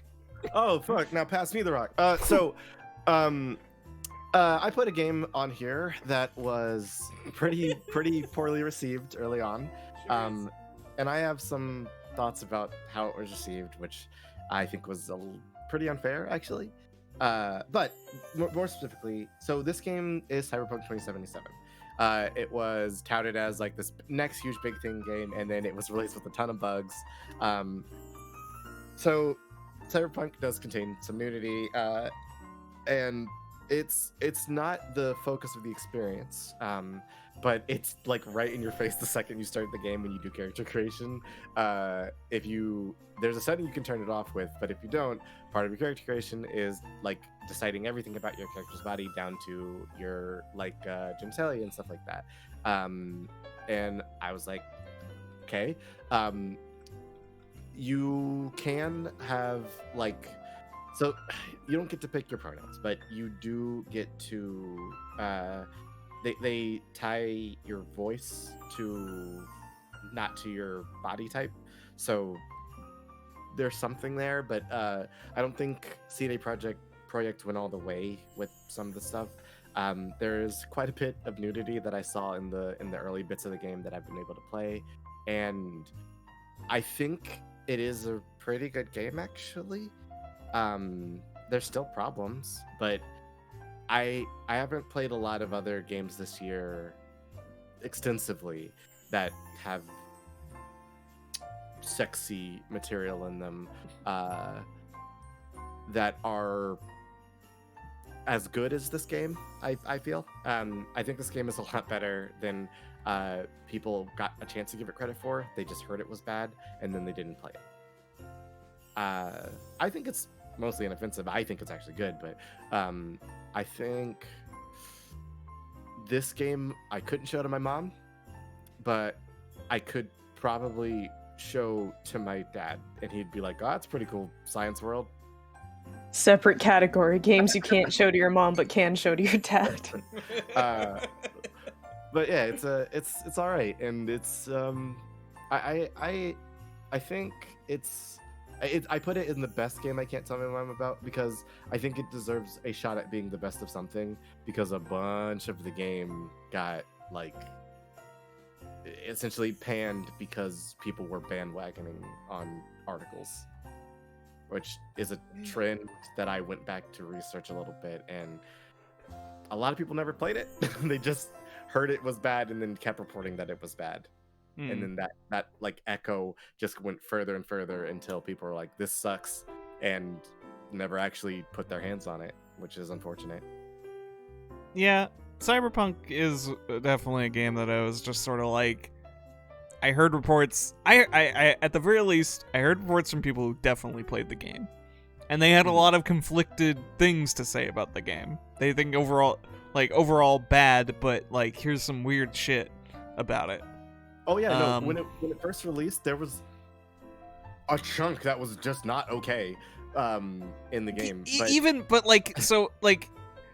ignoring like the glaring stuff, Mhm. they discussed a lot of elements of the game that were just like bizarre and it seemed like not good.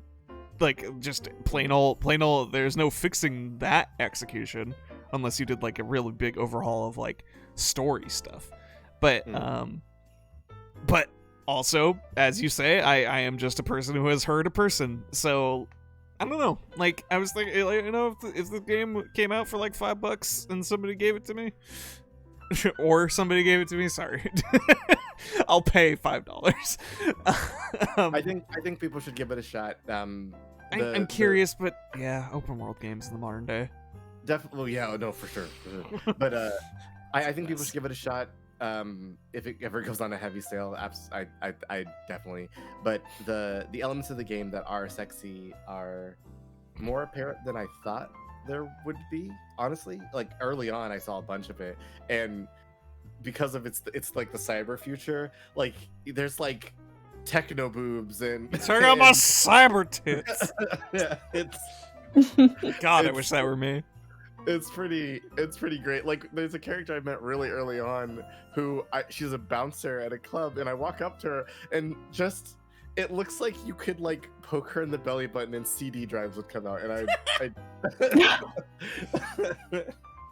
it's very silly, but I appreciate it, and they tried, I think, but I couldn't put Max Gentleman twice, I think, so So it goes. yeah. Oops, I forgot to prepare the next There's title. a game I put in another category that I definitely thought about adding here as well, but I thought maybe I wouldn't, just in the instance of if I mentioned it, the only thing I'd really have to say about it without saying everything I would say later on is it do got stuff. It do. Damn, that shit sure do got stuff. It do got stuff. I don't want mom to see. All right, shall we move on then? Absolutely. Sorry. I'll just go ahead and do this one because Wordsy has once again turned a stupid thing into probably what will become a more serious thing.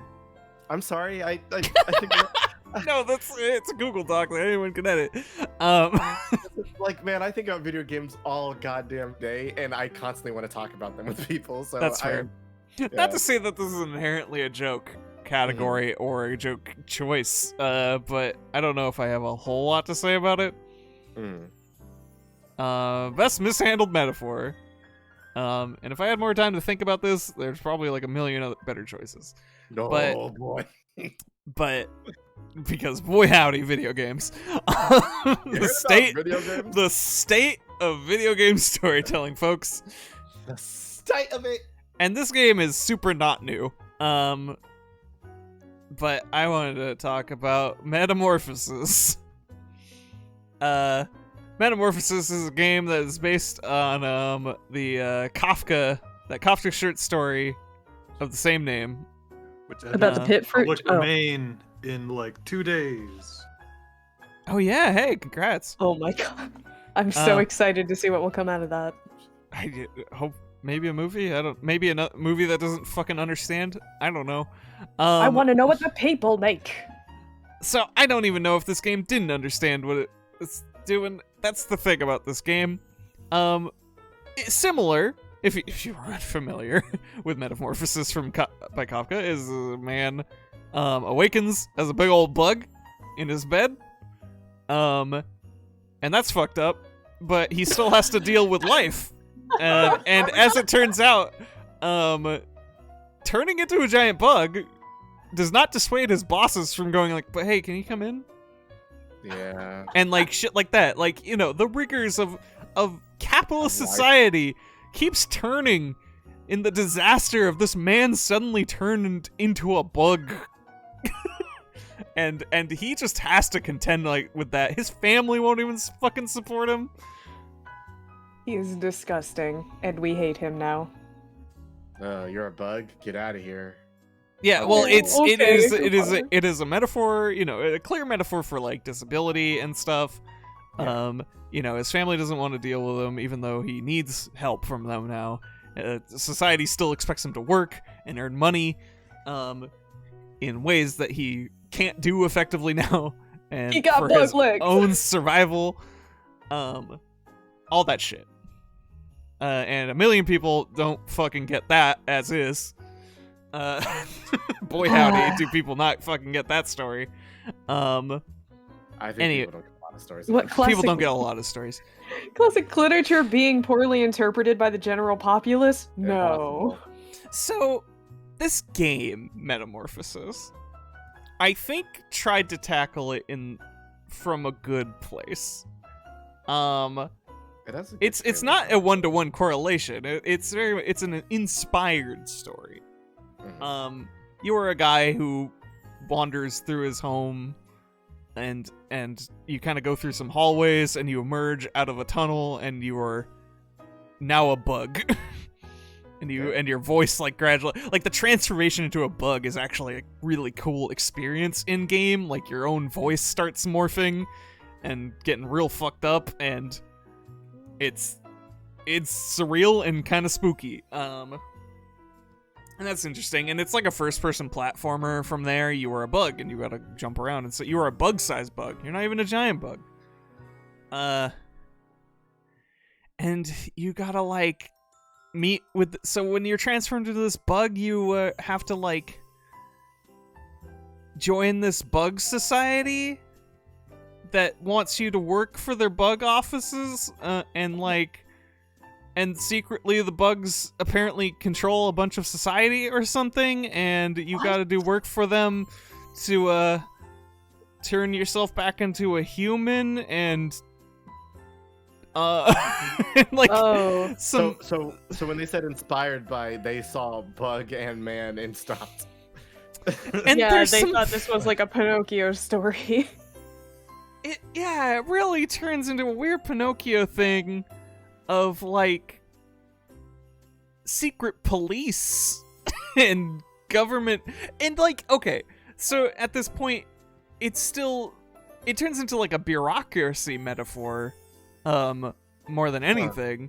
And like it's about you having to like as a bug file a bunch of reports to your weird new bug boss, and so you can get the chance to work for the chance to become human again. And on that front, now that I'm saying it and thinking about it, like sure, there's metaphors to dig into that, but the presentation is kind of whack, like in a lot of ways, and like down to like weird ass voice acting, which might just be a matter of maybe a foreign studio trying to translate into English.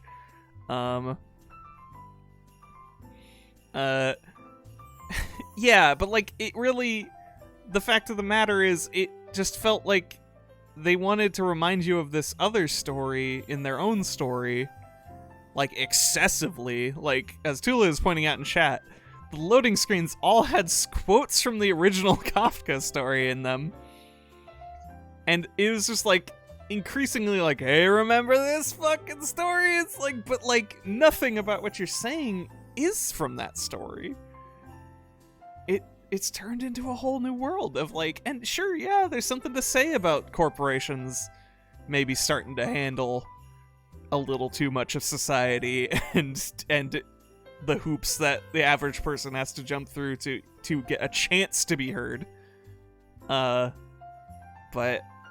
maybe you could have done it in a way that made me less motion sick. I'll say that much.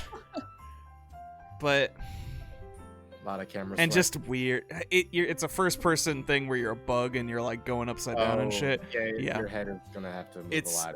It's oh man, yeah, it was tough to look at for an extended period of time. But yeah, it is a downgrade of its source material for sure. Yeah, that's what I gotta say. It's also just weirdly portrayed, but I don't know. I run the risk of looking like a big stupid idiot who doesn't understand art. If I say that, but I think their conveyance was maybe a little flawed as well. Those are some valid criticisms, I think. Okay. Well, that's me on Metamorphosis because I don't really want to think about it anymore. I'm gonna stash that one into the vaults of my memory. Might give that a shot just to check it out. I got it for free, so I can't even complain that much. But if you get it on a sale or whatever, it's kind of interesting. Just keep in mind the motion sickness is a real big concern. Genius Kojumbo. Boy, I love him. Boy, I missed him during Metroid Dread. I think Hideo Kojima probably should write Metroid. Maybe he might make the movie. He would have made Consequences happen. Probably. Anyways, sorry, go on. Hi, I started playing Death Stranding recently. I've been streaming it here or there, and it's a game that I like. It's built for me, I think. But Death Stranding is a game that is all about human connection. Mm-hmm. And I am not spoiling anything. I so prefer let not me- to. Thank you. Not a problem. So let me tell you all about everything in the game. Yeah. Still not spoiling it. So Death Stranding is about human connection, and you work for a organization called Bridges. Bridges connect people.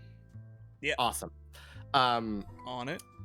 So you also there in Death Stranding there's a big event that causes a lot of people to die, where they get stranded in essentially purgatory. They get stranded in purgatory. Whoa. Holy shit. So they've lost their connection to people. But they're not gone entirely. So there's these strands that come out of them that connect them to the real world, where they try to pull people into purgatory. The dead people connect with the living people and pull them into purgatory using the strands that they leave in the real world. Awesome. So the character we play, his name is Sam Porter Bridges. He connects people, and he wields what is known as a strand, which is a rope which you can use to tie things together to connect them. It's also infused with his blood so that he can fight the ghosts. I think you've misunderstood, Wordsy. I think you meant to put this in perfectly handled, perfectly executed metaphor. There is a character who is... This is the first thing that happens in the game. There's a character who is our mother, who is the president of America. Yeah. America is dying and she dies. Yeah. And you have to reconnect America together. And that is the bulk of the game. I am 3 minutes into this game. And I'm getting sick of how much they're telling me I need to reconnect everything.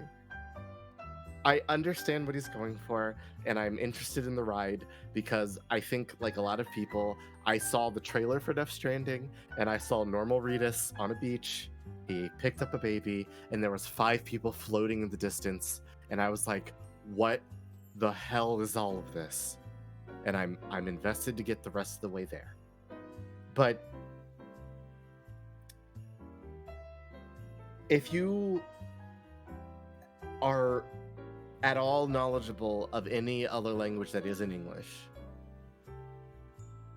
there's a word in this game, strand, which also has another meaning, which is beach.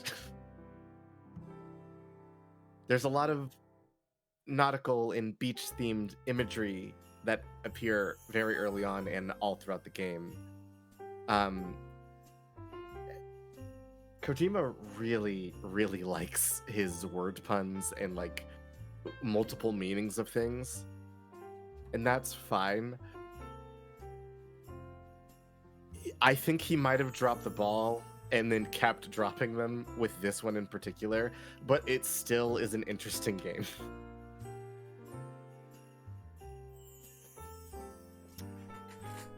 I think Yeah. that's everything. I just wanted to connect with each one of you and let you know that Death Stranding is a fucking thing. I think the thing that's connecting those letters up there is a strand. Oh my god. It's, I All I I connected. I really like this game, and I know what people might be thinking. Wow, he really said a lot there. I didn't. I said nothing. I've talked for 5 minutes about jack shit. Like, what I said is so vomited out to you within 15 minutes of playing the game that the whatever extra hours in this game that I have ahead of me are alien. I have no idea what's gonna happen next, and I know there's some wild shit that happens, and I don't know why. So I don't know. Give it a shot if you wanna, or watch me play it on my channel. But God damn it, stop telling me to connect with people. Look, I want to see your movies when you make them, Kojima, and I think they're gonna be the best, and also I think they're gonna be the worst, and I think I'm gonna love them. But there's a thing that TT says often about things being a little too on the nose, and man, I have theories about a character that you meet pretty early on, and I don't like them. Yeah. Is it one of the ladies with a weird name? It's a lady with a very specific name, Yeah. and if I read that name out very slowly, Mhm. I get a sentence, and I'm like, Mhm. if I am betrayed, Yeah. I will blow up my game box. My Game Boy. The game box is gonna go away. I'll blow up my Game Boy and encase it in lucite. Hold on. Don't get ahead of ourselves here. We're getting there. Anyway, yeah, Hideo Kojima made a very good game, but it's mired in ropes. I find it very funny that probably the one person who would appreciate our next category most just left. So if you're watching this in the future, hi! It's time for the best Toho game bought on a whim. Oh boy, what's that? That would be Sakuya Izoe. Sakuya Izoe gives you advice and dabs. Thank you, Sakia. Did anybody else just? I did not. I'm too busy editing something. Come on, dab once. Give me a second. Do it. Dab right now. Is that your advice? Yes. Will Ow. you then also dab? Don't hurt yourself. Yeah, I dabbed. try not to I kill dabbed. yourself doing the dab. I dabbed a little harder than normal. Please ask a doctor if you should dab. Do you knife edge chop yourself in the forehead? I don't have to answer that question. I would like to see my lawyer. Anyway, Sakuya Izuyu gives you advice and dabs is a delightful little game that I bought for our charity stream. Is exactly what it is on the tin. It's a wonderful little game that has some genuinely nice advice for a little bit of easier living. Nothing too deep. They're not a therapist, but good tips, especially if you're the kind of person who might have anxiety issues or things like that. Never. Just good little coping mechanism tips and stuff. And then she hits the dab, and it's great. It was pretty fun. I liked it. Anyways, moving on. Most poor use of a Game Boy. 50 Shades of Grey. No. Hey, we all thought of a joke. No Game Boys were harmed in the making of this content. Yeah, as PM hinted at, my nomination for most poor use of a Game Boy is Logan Paul encasing them in resin to make a table. Ugh. Fuck off. Ugh. Fuck you, Hey. Logan Paul. I don't like that guy. You suck for a lot of reasons, but boy, you just keep adding to the rap sheet, huh? I mean, I guess if they don't work, but They probably did all any did. of them?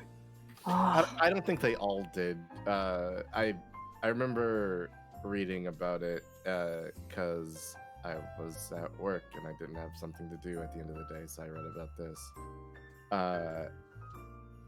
I don't think all of them worked. Some of them were not functioning, but you know, some of them, one or two of them probably was. Listen, you could probably refurb every single one of those. Those things are made to last through bombs. And also, regardless of the practical answers here, yeah, in salvage for parts. Regardless of the practical answers, the tweet where I saw this pointed out just such a poignant picture of materialism. Just a bunch of items that are devices made intentionally for play, frozen in time into a table purely for decoration, never to be used again. Ugh. Sucks ass. Sad. Apparently, he also added lights.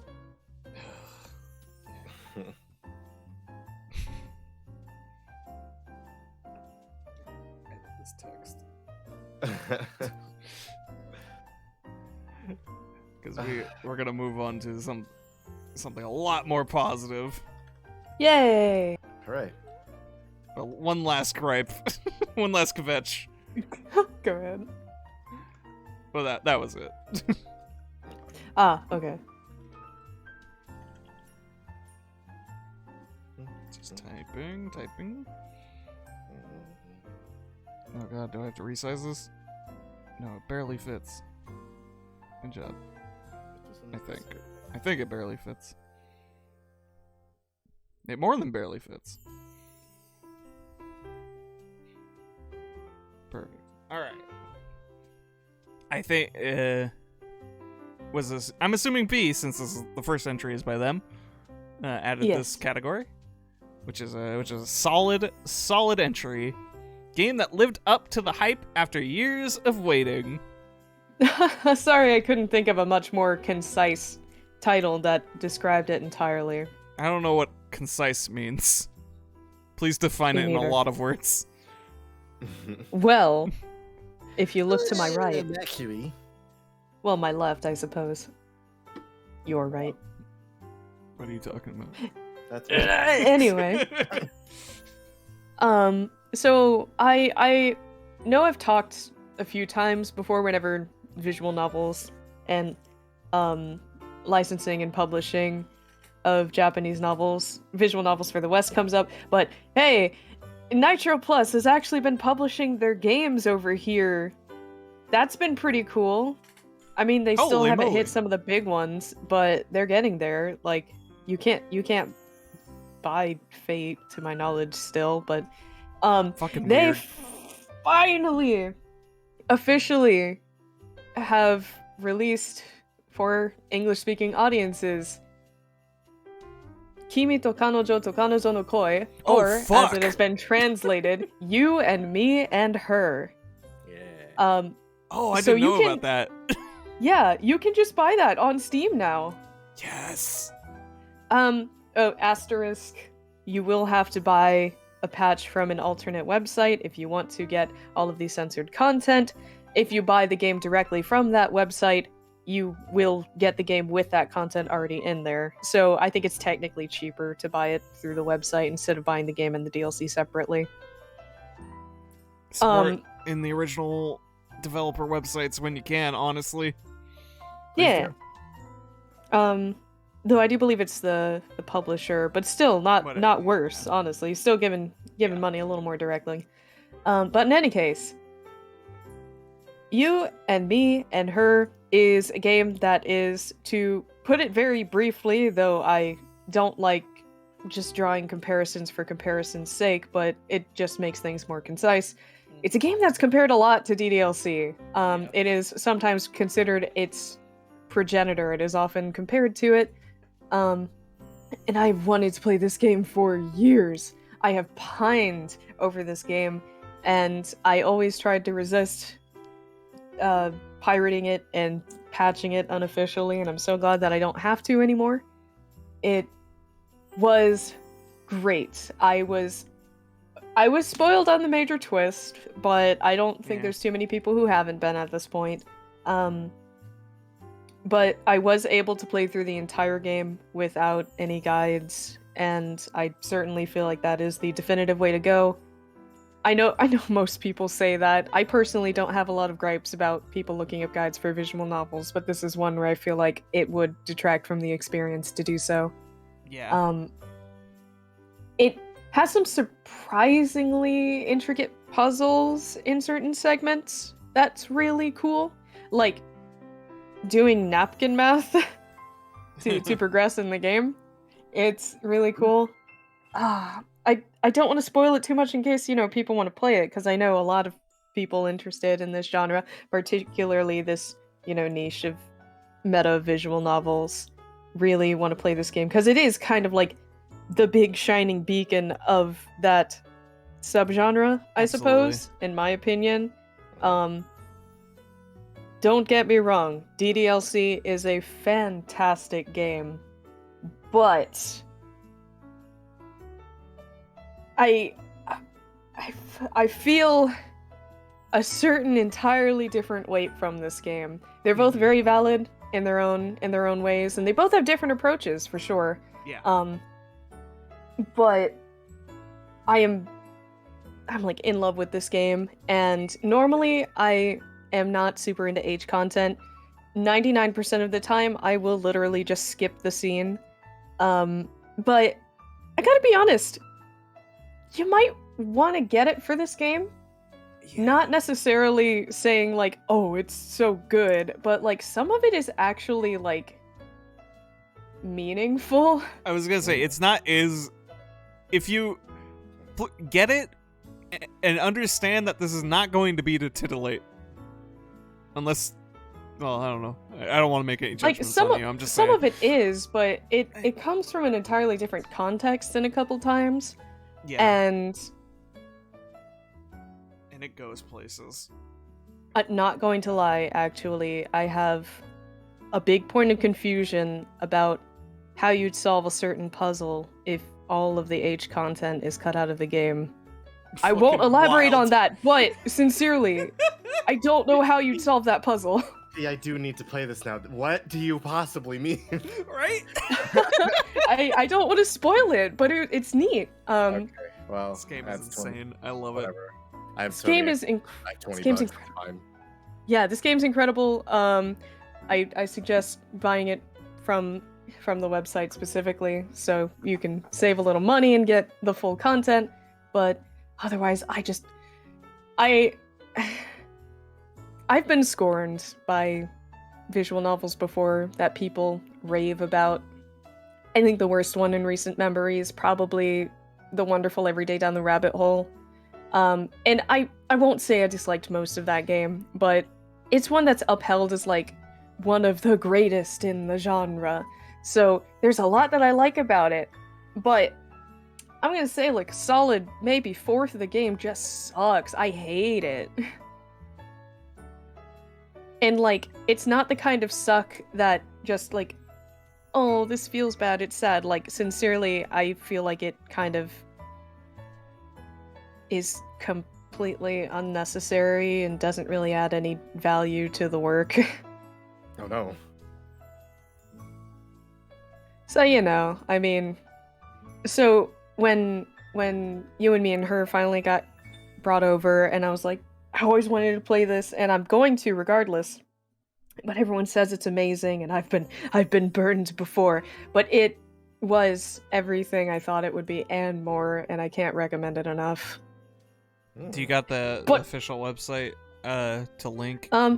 I'll have to find it. But if you go on the Steam page, there'll be people in the comments who say you can get the patch here, and that's also where you can buy the game if I don't get to it fast enough. Is it Just USA site?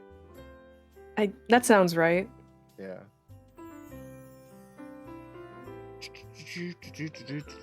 But yeah, also you can't really stream this game. I wouldn't Mm-mm. recommend it. Hey, watch out. I don't know what it's like without the patch. I don't know what it's like when you just play the base Steam version with all of that cut out, but I still think I wouldn't recommend it, honestly. It's I think experiencing games with good stories as complete as you can is a thing you should probably do. I'm not saying it's imperative, but maybe do that. I agree. I'm so happy that this lived up to my expectations, and everyone who plays it, you have to tell me what you picked at the end. I will do that. I will lose my mind if anybody plays it through to completion and refuses to tell me. I'll I'll play. hold you hostage. I'll play through the completion. I'm not doing anything at the beginning of next year. You got anything else? Oh, I don't want to spoil things, so I think that's about it. But God, I have to say, this game has been tremendously inspirational to me. Yeah. Given some of the stuff we have discussed recently, this one I can understand it, if at least for you, is definitely like the Doki Doki Literature Club. Real good. But this one, that's my shit. Like, I still think they hit differently in different ways. It's true. But they both inspire me in different ways, I suppose. I think they're both valid, but I have truly fallen in love with this game. Yeah. It's wild, and I am also, because I'm very much a person who has only really experienced it through the stories and like looking shit up, and never bothered to take the step to at least even pirate it. So, being able to finally do that, I might take that plunge. A little sad that the full impact will be lost, but I gotta say, as someone who did go into this spoiled, it still really works. I imagine Like, just I the shock, the jolt. I hate to be a party pooper, but just I do kind of have work tomorrow. So we got, just for how loquacious people want to be as we get to the top 5. Okay. I can probably keep mine relatively brief at the very least. Yeah. Sorry. For sure. In that. No worries. So games that lived up to the hype after years of waiting. Dark Souls. I've been playing through like all of FromSoft's games on stream. For a long time, I've always said that I don't particularly like difficult games because I don't feel satisfaction from beating a difficult challenge. Those games are. I still don't think I am satisfied by the challenge of the game. I am satisfied by what I got to explore. Those games are really interesting, and the characters in them are very, very tragic and sad in many cases. And it's a kind of brutal world that I dig. But Dark Souls 1 and 2 are both games that I went into hearing a lot of good about them, and then upon completing them, I left even more positive. I think particularly one, I'd always heard like it's the ball breaker. It's gonna fuck you up. It's gonna ruin your whole life. I equate this to a fair amount of luck on my part. I got a lot of item drops in the game that were uncommon, and it led to some pretty fun moments, but it made the game feel a lot easier because I was strong throughout the whole thing. I never had that like moment where I was weak compared to the game. So the struggle wasn't there, so I did not bounce off of the game, and I got to experience the full scope of its story, and that made me love it all the more. And I'm about to start their Bloodborne, and I'm excited to try that because I think FromSoft makes a lot of very interesting things. Miyazaki's pretty great.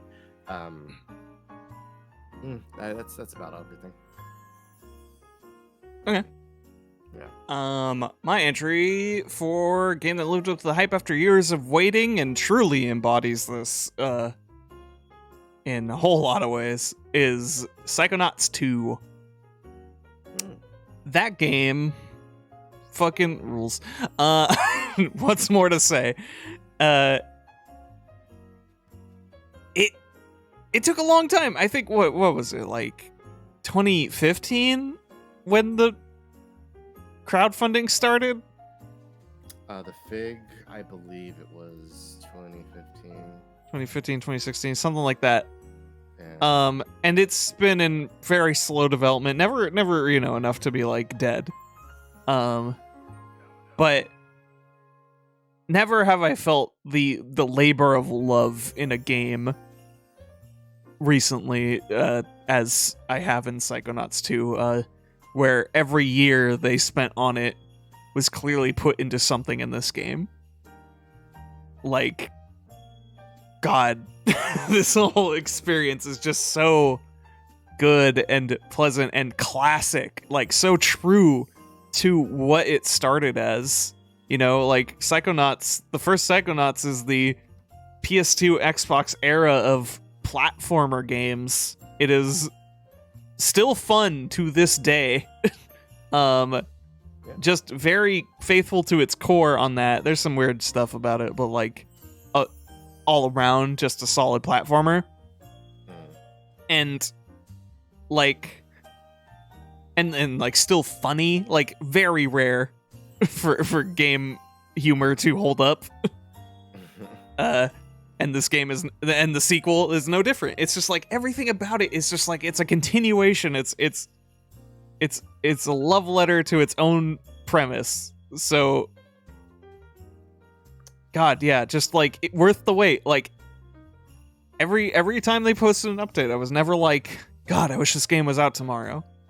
When they finally dropped that release date, it was just like, oh my God, it's coming, and I am going to relish this. And I can't remember the last time that's actually happened, where it actually lived up. Yeah, Psychonauts 2 and Outer Wilds were the only two funded games that like I played and were worth that wait.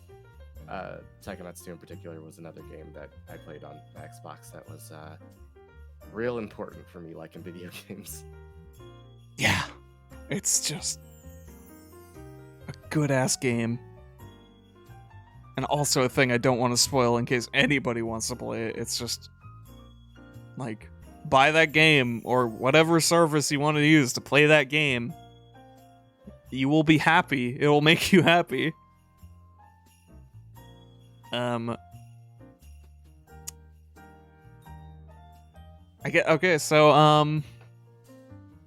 We've reached the main event. I've had enough talk. I figure there will be some blurbs to say about all our choices on this. But yeah, it's getting late, so I will do my part to try and not go fucking crazy. Let's begin to truncate. But yes, it is time for our games of the year. Game of the whatever. I probably should have put an S. We've consolidated these to top fives. So I'll just go bottom up for me. Umurangi Generation, game I played this year. Talked pretty extensively just why it appeals. Photography, I mean, I'm more of a video person, truth be told, especially like in the past like 2 years. That's been like my more recent calling but like the handling of cameras and photography has become a skill that I have acquired and become passionate about. And it was great to just have a game that very much understood that as an art form and a form of expression and a form of human communication. And the notion that a photographer is in the end, not invincible, still a person, is there. And can do something, even if it's mostly symbolic.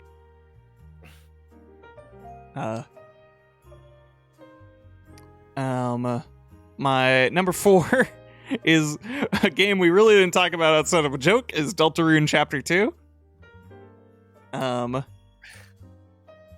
He did it again, the crazy bastard. Thanks, Toby. Thanks, Toby. And everybody who works in that game. Yeah, relatively small team still, and Well, it relatively. There's an increasing amount of people working on Deltarune these days, but like, I remember when Deltarune, like, he was putting up like, hey, I'm working on a thing. Does anybody want to help me? And the applications were mountainous. God, just it's great to see story progression be such a clear improvement. Also, like, just everything about that game is just like, yeah, we built more, and it grew more interesting because of that building. And just, yeah, great characters, great payoffs for stuff you did in Chapter 1, great material that says shit that you're gonna need to do in Chapter 1, like, to unlock even newer things. It's crazy. It's just like, it made Chapter 1 a new experience. I went back and played it again to try to. Yeah, I definitely did new runs and playthroughs, for multiple reasons. Also just fascinating, continued metafiction on the notion of video games and the relationship of characters and players. That is mostly hinted at, / directly a alternate storyline you can proceed with. Choice of words. I realized 2 of these games actually share that theme. Huh? A little bit. In different ways. Sans Undertale could never. But yeah, Deltarune Chapter 2. It's what can you say that hasn't been really said, though? Is a wonderful delight of a game, and I can't wait for more. Elbow mustaches. Number 3 for me is Doki Doki Literature Club Plus. Goddamn, that game's great. It gets my gears turning like no other work of fiction that I can think of recently. Like, my brain was on fire when we fired up those first side stories. I was going nuts. Hell, even replaying the core game with PO and as a fresh perspective was just, yeah, just reminded me. It was negative zone version of the Kingdom Hearts streams. Where we are all reminded, it was like, oh shit, this game rules, actually.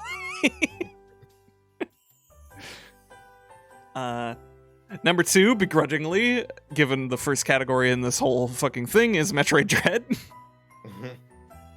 As angry as I am about the story of a Nintendo game, this is truly one of the most fun games I've ever played. And it's an experience that I literally repeated as fast as I could after I was done with it. Like, it just fully encouraged me to just get right back in and just blitz and see what I could do. Some of those Shine Spark puzzles are a little shitty, though. Fucking Shine Sparks. And my number 1 is Psychonauts 2. Jumping off of what I said before, this game has been in production for multiple years now, and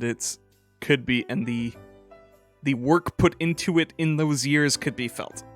And I'm glad that Microsoft also came through to give them a little more money to further that work, because what they are doing this field out of passion, and there's like truly nothing cynical about its game design.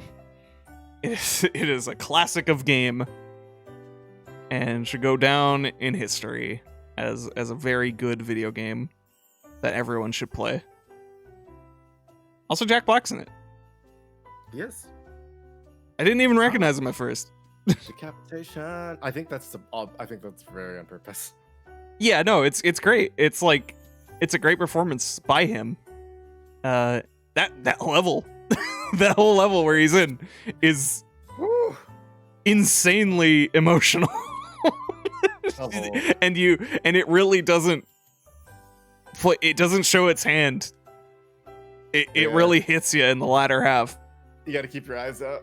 Yeah. Yeah. Your ears open. Also, the game's gay, so bonus points. Quite a bit. What? Yeah. Psychonauts 2 rules. Psychonauts. Oh God, play Psychonauts 2, please. All right. Well, but I never played Psychonauts 1. We'll play that too. I wanted to invite you on that, but you were busy at the time. Yeah. Alas. We'll get you into some Psychonauts, Pia. All I right. played a little bit of it, but not having played it when it came out, it's a bit rough to, or at least at the time, it was a bit rough to. I think I had to use XPatter because it didn't have controller support. Yeah, so that has changed semi recently. It's actually fully integrated now, which is great. Even better touch to this series is that they actually went back with a meaningful update. Live in your world, play in your world. For sure. Psychonauts. Let's move on to B drops. I'll try to keep it brief and not talk too much about the games I've already spoken of. Following suit with Shakes, though I didn't entirely intend this to be in any order, but I suppose it kind of is.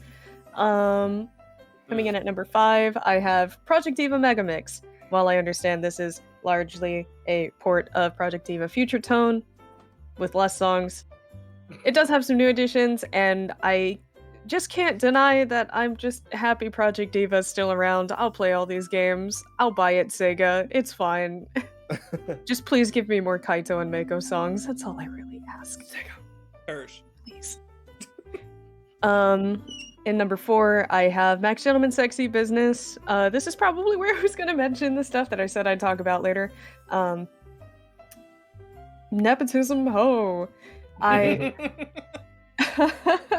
Okay, so full disclosure, I actually did play this game before I started working on it, which is kind of why it was such an amazing experience to work on it.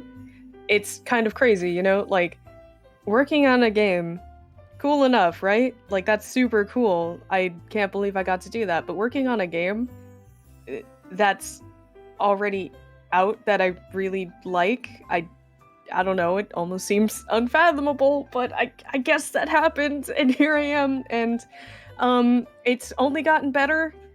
It had a huge expansion, which is what I was initially hired to help work on. I was making costumes for that initial expansion, and it's a ride. I'm incredibly honored to have been any part of that game. It was already a game I very much enjoyed, but now it is probably something I will treasure forever. That's got to be a special experience. Yeah, it's like ingrained as a part of you now.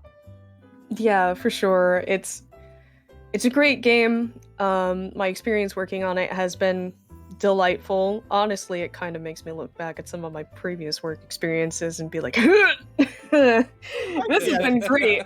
Working with professionals is kind of great, not gonna lie. Wowie.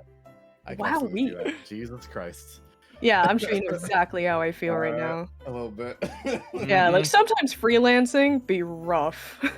I know what you were talking about, and personally I feel what you're talking about. Doing that Lisa Simpson look at the table face. Yeah, seriously. But sincerely, it's a great game, and big expansion this year. It means a lot to me. That game just means a lot to me now. Number 3, I didn't talk about this in any of the other categories, but it's still a fantastic game. Death's Door, which I streamed the entirety of my progress in, save for a little collecting. But anyway, wonderful game, wonderful RPG. I almost called it Wonderful Little RPG, but it really isn't. Honestly, it's a lot more content than I had expected. It's packed. Oh. It is packed, and it's got like a second ending, which I haven't even finished yet. I hope to stream that at some point. I'm very excited. This game's great. I do hope people check it out. Number 2, Final Fantasy XIV, both Shadowbringers and Endwalker. I thought it might be fair to lump them in the same game category, because I caught up with MSQ for the first time earlier this year. I finally finished Shadowbringers. Sobs profusely.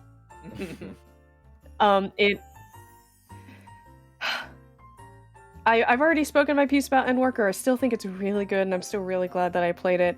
But between the two, Shadowbringers was... Okay, so Heavensward is what made me fall in love with Final Fantasy XIV, and somehow Shadowbringers still beats that. I don't know how to express how not overhyped Shadowbringers is. It's very good. To the final moments, I understand it's all good. It's very, very good. The whole game is very good. I hope people enjoy it. I don't want to spoil things. And at number 1, You and Me and Her wins out for me. It's just such a... It has become very near and dear to my heart. I think I feel similarly to that game as Shakes does to DDLC. It is a very inspirational game to me that I care much about.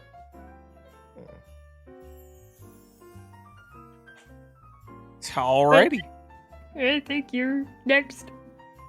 In the effort of time, gonna go a little quickly. So bottom top, Endwalker's on my number 5. It's been a blast. I think Final Fantasy is a super fun game. I don't play a lot of MMOs with people because I feel personal ways about it, but Final Fantasy is probably the first MMO that I have willingly played the game with other people, and that might be why it's my favorite, but it is something special, and there's something to be said where I can enjoy a story about the big hero saving the world without ever getting tired of that story, because they're always adding something awesome and cool and fun to it, and I'm really appreciative. Next up is a game that I think a lot of people haven't played, is Wintermore Tactics Club. I streamed this with Fiona a while back, but I replayed it again this year because this game whips ass, and if you like tactics and you like cool it was made by it was Evil Hat, and it was written by Cage Tiger on Twitch. Please go play Wintermore Tactics Club. It is one of my favorite games of the past 5 years. It's endearing, and all the characters are wonderful, and as a person of color, the main character being a person of color and having a phobia of talking to another person of color is a real thing that I feel every goddamn day, and it's addressed in this game, and I didn't yell about it during the stream, and I don't want to get really into it, but it is a special thing, and I'm saying play it just because it's good, but I'm probably saying that because I feel something really I feel a strong connection to this game in particular. But other than that, it's just very fun. It's themed around Dungeons and Dragons and stuff, so if you like fantasy and stuff like that, that's all good.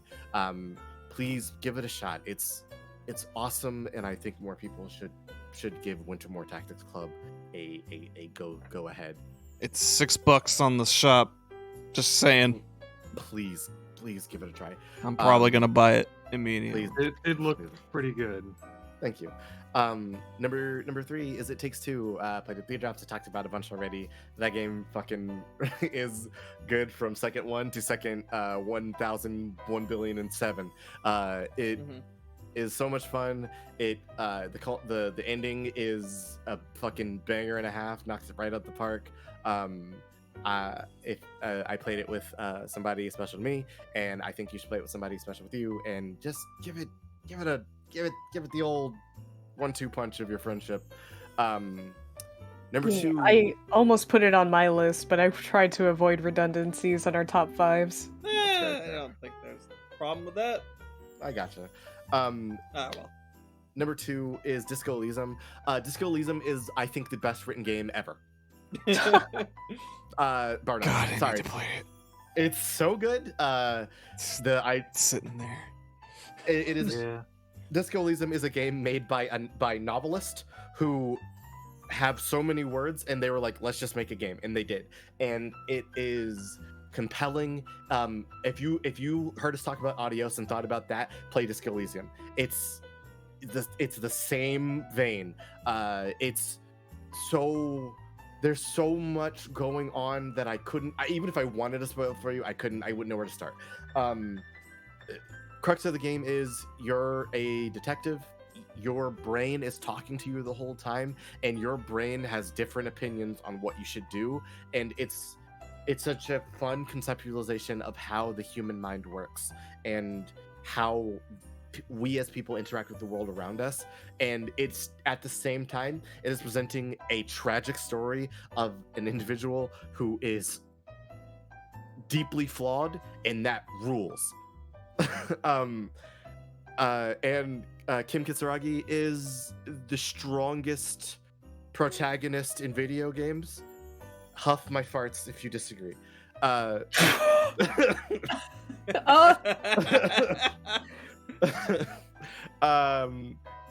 Whatever. Disco Elysium rules. Please play it. It's awesome.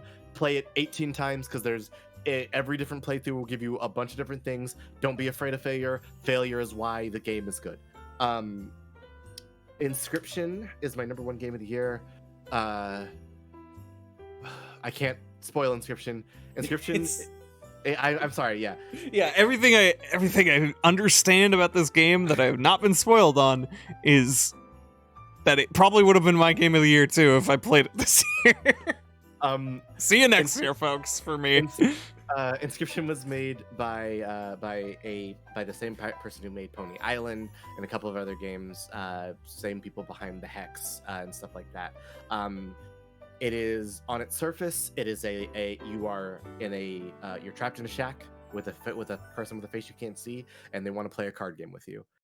Things get a little more complicated, and it is, on its surface, it's a very simple card game that I grokked pretty immediately, but I had a lot of fun playing. And it gets very, dicey sometimes, and you get really sucked into the game. But beyond that, there's more layers on top of it. There's an escape room aspect to it where you have to get out of the situation that you're in, which is awesome. There is like a meta narrative FMV section that is also very cool, and the game that is Inscription turns into 3 new video games over the course of Inscription, not in the same way It Takes Two does, but it just, you're not playing the game you started with. It's not a part of the game you started with. It's something new while still keeping the core. That's the best I can tell you. I'm in love with what this game does, and even beyond that, there's a even deeper, like, hidden secret ARG that's also happening that I'm trying to figure out right now, and it's utter bliss. It's the same feeling I got the first time I played Portal. Like, something about this game is special, and people should play it. Devolver keeps publishing hit after hit after hit, and this one is the Red Hot 100. Like, get blasted in the face by quality. That's my number one game of the year. Pio, do you have any games that you would like to nominate for your game of the year? My game of the year has got to be Satisfactory because it is the game I played most this year by an extensive margin. I enjoy the between challenges of production planning and also making buildings that are at least slightly aesthetically pleasing. I think your buildings are pretty aesthetically pleasing. Especially with the latest update, added a lot more tools to make aesthetic buildings. Then the world is very pretty, and they're still updating it, and I'm very much looking forward to how they continue to improve the game. Satisfactory has been a game that has been very interesting to see on the outside. I don't know how much I would truly get out of it playing it, but seeing what it inspires is a joy in itself. There are times where I am quote-unquote playing the game by like sitting there with the wiki and drawing a diagram on a graph paper. The Satisfactory reminds me a lot of playing Minecraft with like Pio and Thile, where like I'm gonna log into this thing and I'm gonna look at the things that they made. Yeah. I do not have. Yeah, the people who can do the advanced Minecraft gold farm, iron farm stuff, that's beyond me. I'm but Satisfactory is more my style. Mm. It's a good game. I will play it one day. Yeah, I would love to stream it, especially but God, where's the time? Where does the time? Where does the time? Where does the time, folks? Because that's all the time we probably have. We did Reasonably. This is great. I'm glad we got to say all of our shit. Thanks for joining us, everybody. This has been the Full Nasty Game of the Year awards. I don't think we gave out any real awards, but I guess top 5 is the closest. we sure made categories and we sure said things. Thanks to everybody who joined us and stuck around for all of this. It's great. Thank you all. And thanks for the raids and such. I'm gonna hit this button that makes it that we're ending the stream. And wish you all a good night. Goodbye. Good night, everybody. Happy New Year. Happy New Year! Happy New Year. I know it's slightly preemptive, but I don't know if any of us are really going to be up to much in the meantime. I might be. We got Sewell. Yeah, we got some yeah. stuff. Anyways, I should hit this record button. See ya! Yep.